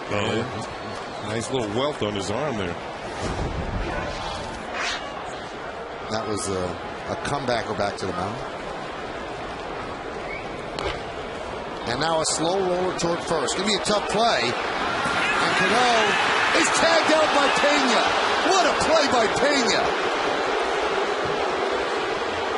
Kelleher having some words with Mark Carlson, who walks away, and coming out of the dugout is Joe Girardi, but the call, of course, will stand. You take a look. Did he get him? Wow. Didn't see.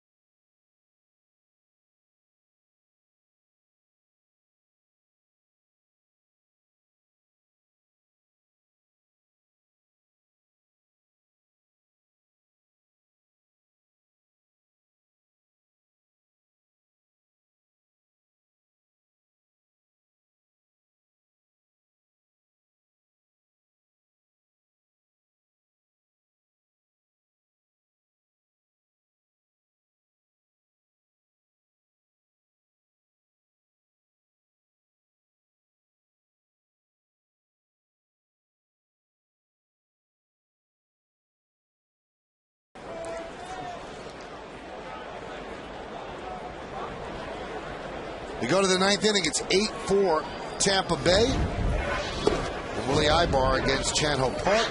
And he could not hold up, according to Jeff Nelson, at third. So the count 0-1. That was some play to end the bottom of the 8th inning. Count 0-2. Pitch is high. Take a look at the last play. Did Pena get Cano or not? I mean, it's that close. Now, here's what I want to know, Ken. Yeah. How would the umpire know? How could he standing? see that that ball or that glove might have grazed the pant leg of Cano? Even if the call is right, I want to know how he knew that. Because he was on the other side of it. He was behind the... Right, he couldn't. He was blocked out by Cano's body. There's no way that he would be able to see that. Strike 3, and Ibar down looking. So Ibar, tough night. He is 0 for 4. Now this is the umpire's angle. All right, now how does he see that? He winds it up.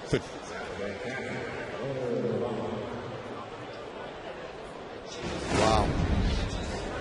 Cano might not even have felt it. I mean, it was just grazing a stitch on the uniform. Navarro lofts one in the right center field. It's a base hit. Played out there by Swisher. So Navarro joins the party. He's 1 for 4.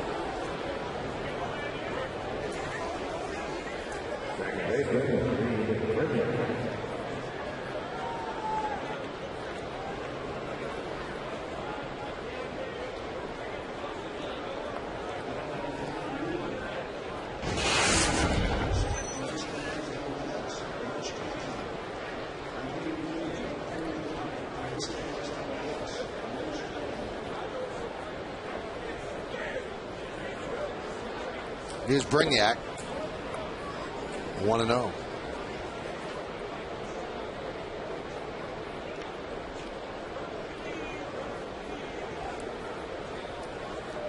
Every once in a while you hear the terminology of the young Rays. They got to be thinking about Brignac when they say that. I mean, he doesn't look like more than a teenager. Early in his career.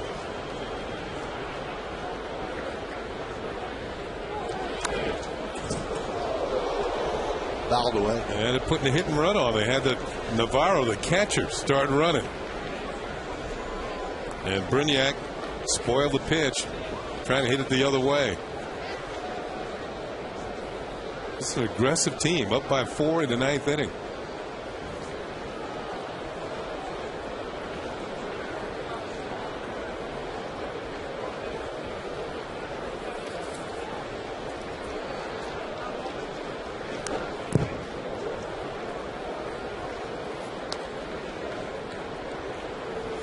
Tommaso Marte warming for the Yankees.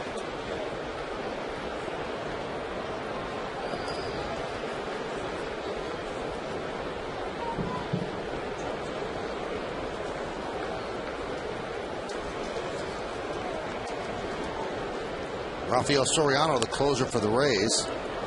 That one's fouled off by Brignac.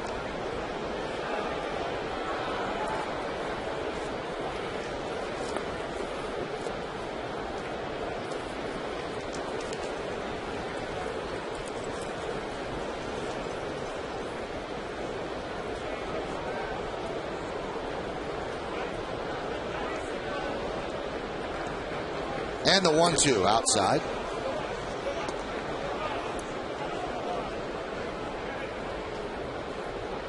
That's the way it looks in the AL East right now. The Yankees are 4 back. Blue Jays right behind. Then the Red Sox and the Orioles.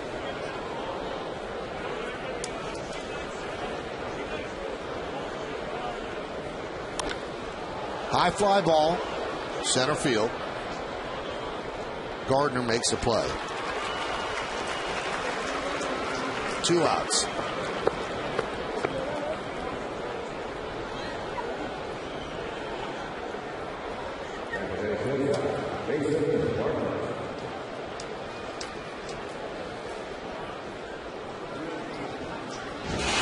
That's going to bring up Bartlett. Bartlett is 1 for 3 with 2 runs scored. I was talking about Bartlett being an underrated player. I mean, maybe sort of not the high-profile player that you see around the league when you get to the shortstops like Derek Jeter. But Bartlett last year set a club record that was really impressive. Hit .386 with runners in scoring position over the course of the year. And that's out of the leadoff spot primarily. Just turned himself into a solid baseball player. And when he was with Minnesota, you didn't really see this happening. I mean, the opportunity to play on an everyday basis, he's just blossomed. Obviously, the Twins didn't see it happening either. The shortstop's been a tough position for them to fill. They made that trade during the offseason to get J.J. Hardy, who's now out with an injured wrist.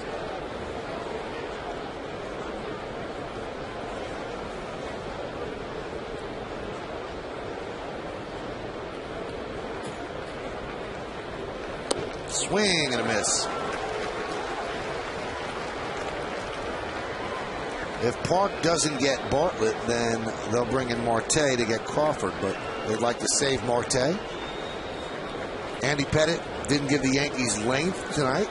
Just 1 batter into the 6th, but if they only have to use 2 relievers, they did a pretty good job. The 1-2.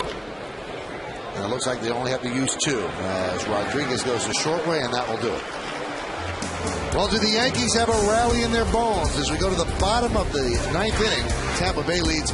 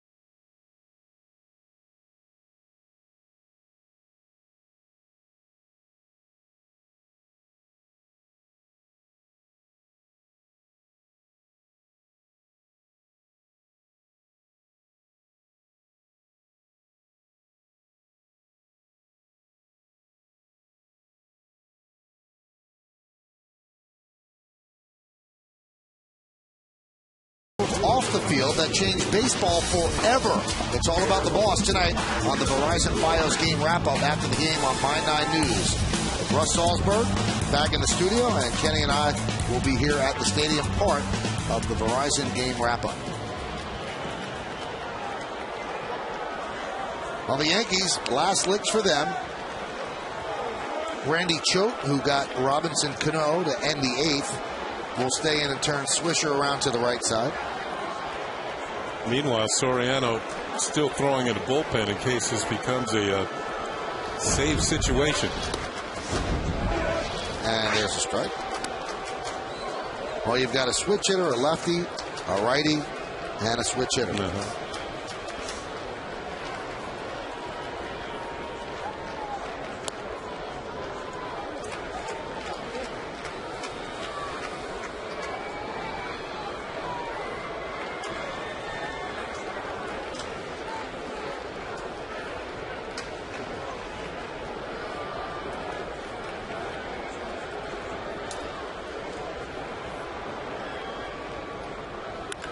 Hot shot out the middle, a base hit for Swisher.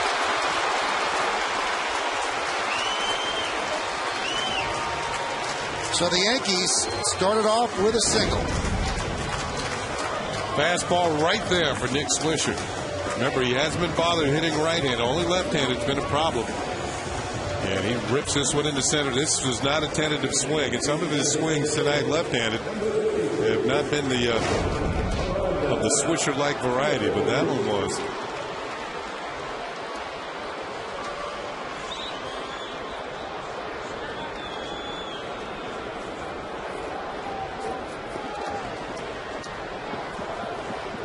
The Yankees have scored ninth-inning runs on 3 straight days, and they got 1 win out of it.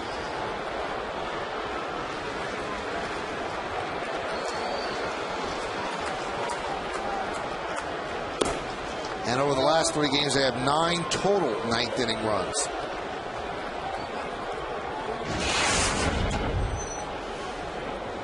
Miranda 2 for 3, 2-run home run, a triple, 2 runs scored. Soriano just a spectator now. He's pretty much ready. He'll throw every now and then.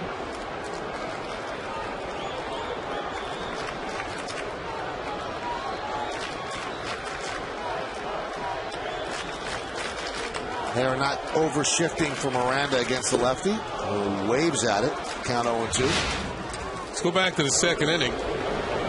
Miranda tries the bunt. It's actually a foul ball.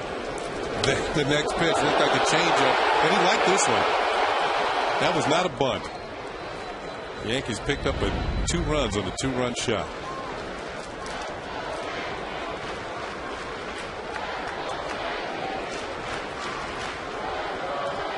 And the 0-2. High fly ball. Right field. That'll make the seats out of play.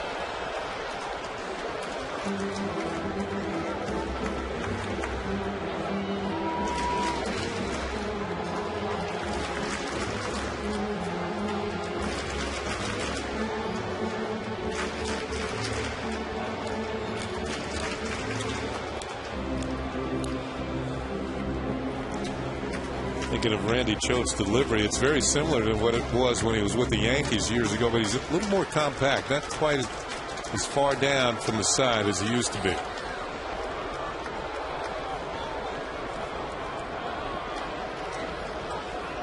The 0-2.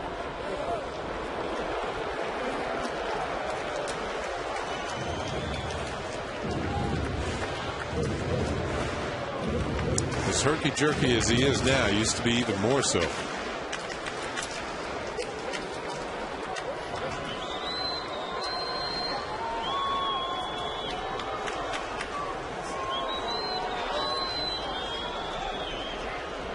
The 1-2. 2-2.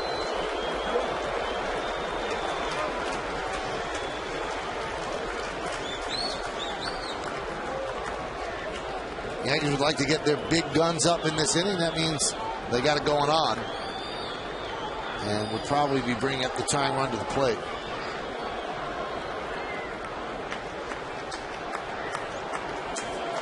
Francisco Cervelli waits on deck.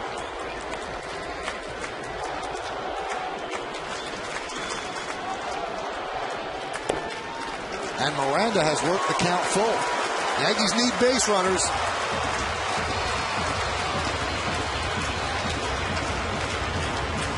If another base runner gets on, it is a save situation for Soriano.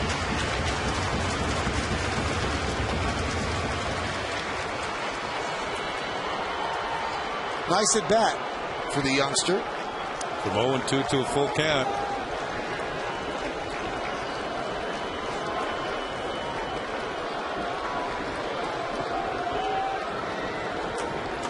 And the 3-2. He walked it from 0-2 to a walk. So runners on first and second, and Joe Madden has seen enough.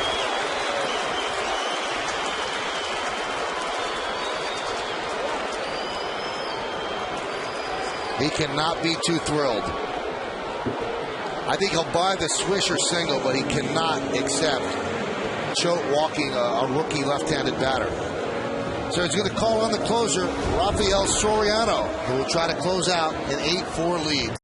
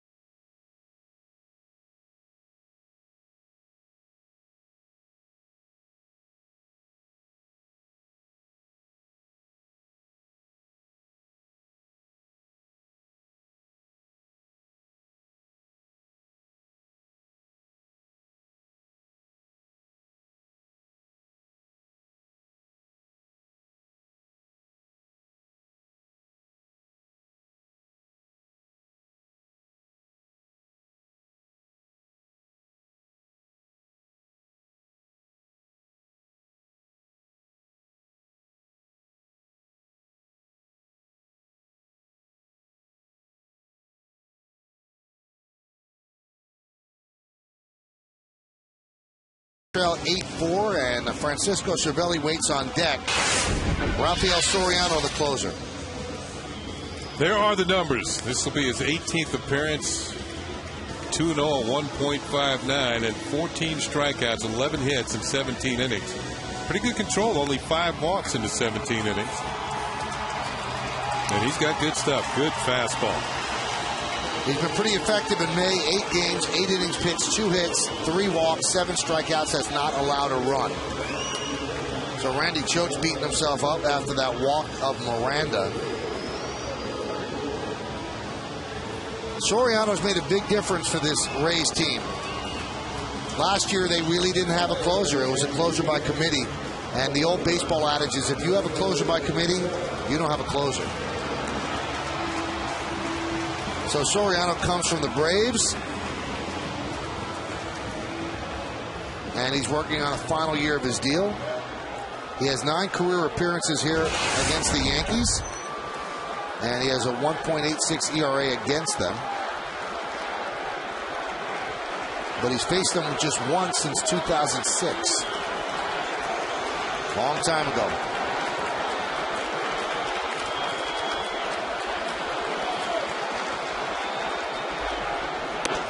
Pitch inside to Cervelli.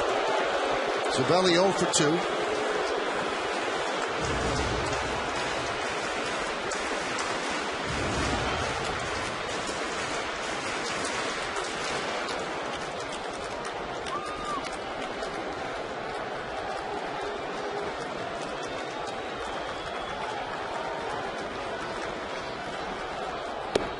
Laid that one right over the plate, 1-1. Yankee fans might remember Soriano, the American League with the Mariners. He was used more in the role of a setup man in those days.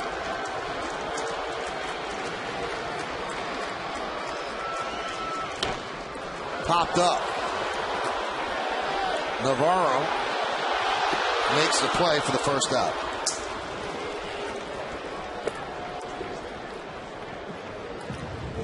So Cervelli 0 for 3 tonight.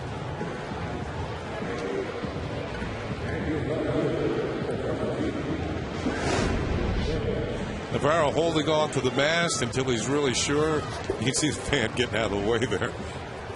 Everybody kind of backing off as Navarro's going to make the catch for the first out of the inning.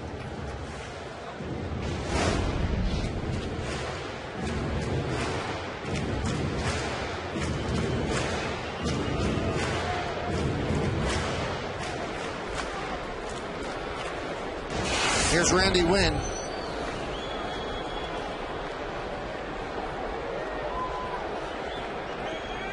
Yankees need to get at least one more man on base to make this really interesting. One more man on base would mean the tying run would come to the plate. Yep. Give yourself a chance. That's all you ask for. And your last at bat when you're down.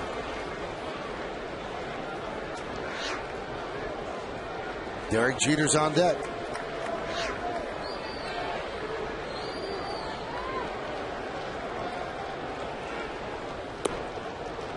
Wynn thought about a bunt, took a pitch outside, had Longoria back a bit. This day with the Rays, Randy Wynn was a leadoff man in their order, number of ball games. He might have thought that was a little low. Trying to work his way on base. He's a veteran. He knows the deal.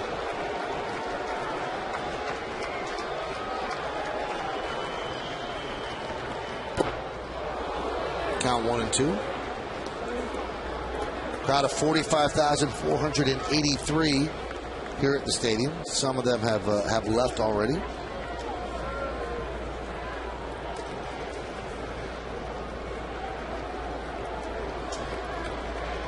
Hoping the Yankees have a bottom of the ninth rally. Served in the left field. Fair ball. It's trouble. Foul ball.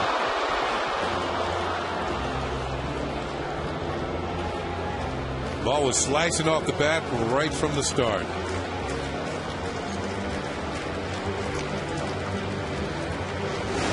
Soriano hasn't changed his demeanor one iota since being on the mound. Here it is, slicing. That's a good 2-3 feet foul. And up into the seats for a souvenir.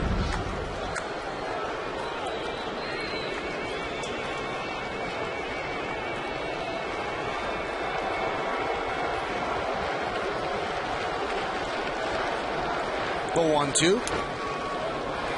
Still 1-2.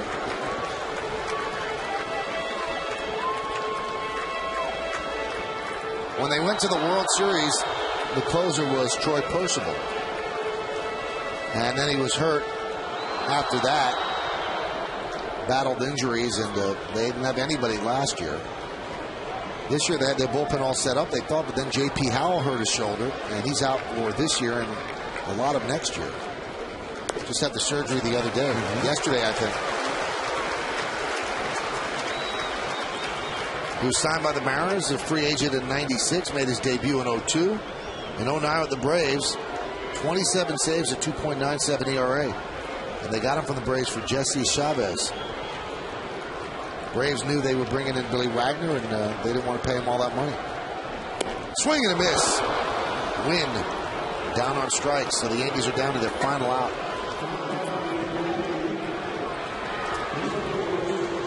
Didn't look like anything fancy, just a challenging fastball from Soriano to pick up the final out here. That's about belt high, threw it as hard as he could.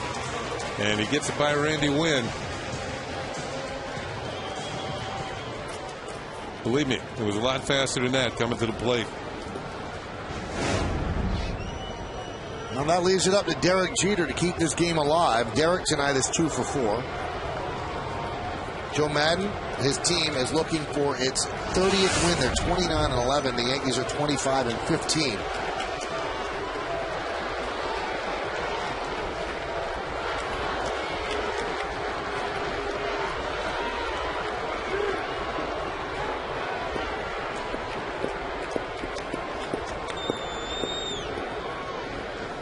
Lifetime against Soriano.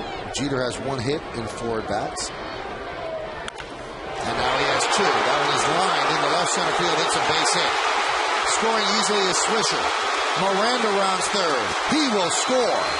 It's a 2-run double for Jeter. He keeps the game alive. And that'll bring the tying run to the plate in the bottom of the 9th inning. For the captain, his 3rd hit of the night, and this was scorched to the gap in left center field. The Rays are playing Jeter, particularly Upton, towards right center. And this one had the gap in a hurry and continued all the way to the wall. Upton's going to run it down, and with 2 outs, of course, the runners are off with the crack of the bat. They score easily. Derek picks up 2 runs batted in, now has 25 on the season. And he does keep it going. And he passes the baton to Brett Gardner.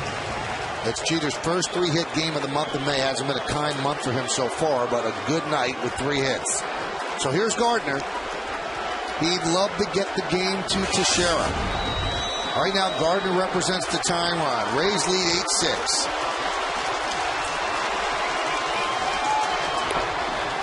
And a strike. Gardner thought it was a little bit high. Takes a stroll to calm himself down. You can see the look of disgust on his face.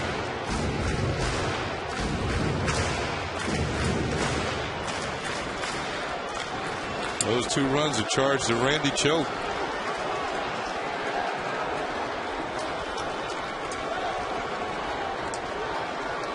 The 0-1. Now quickly 0-2.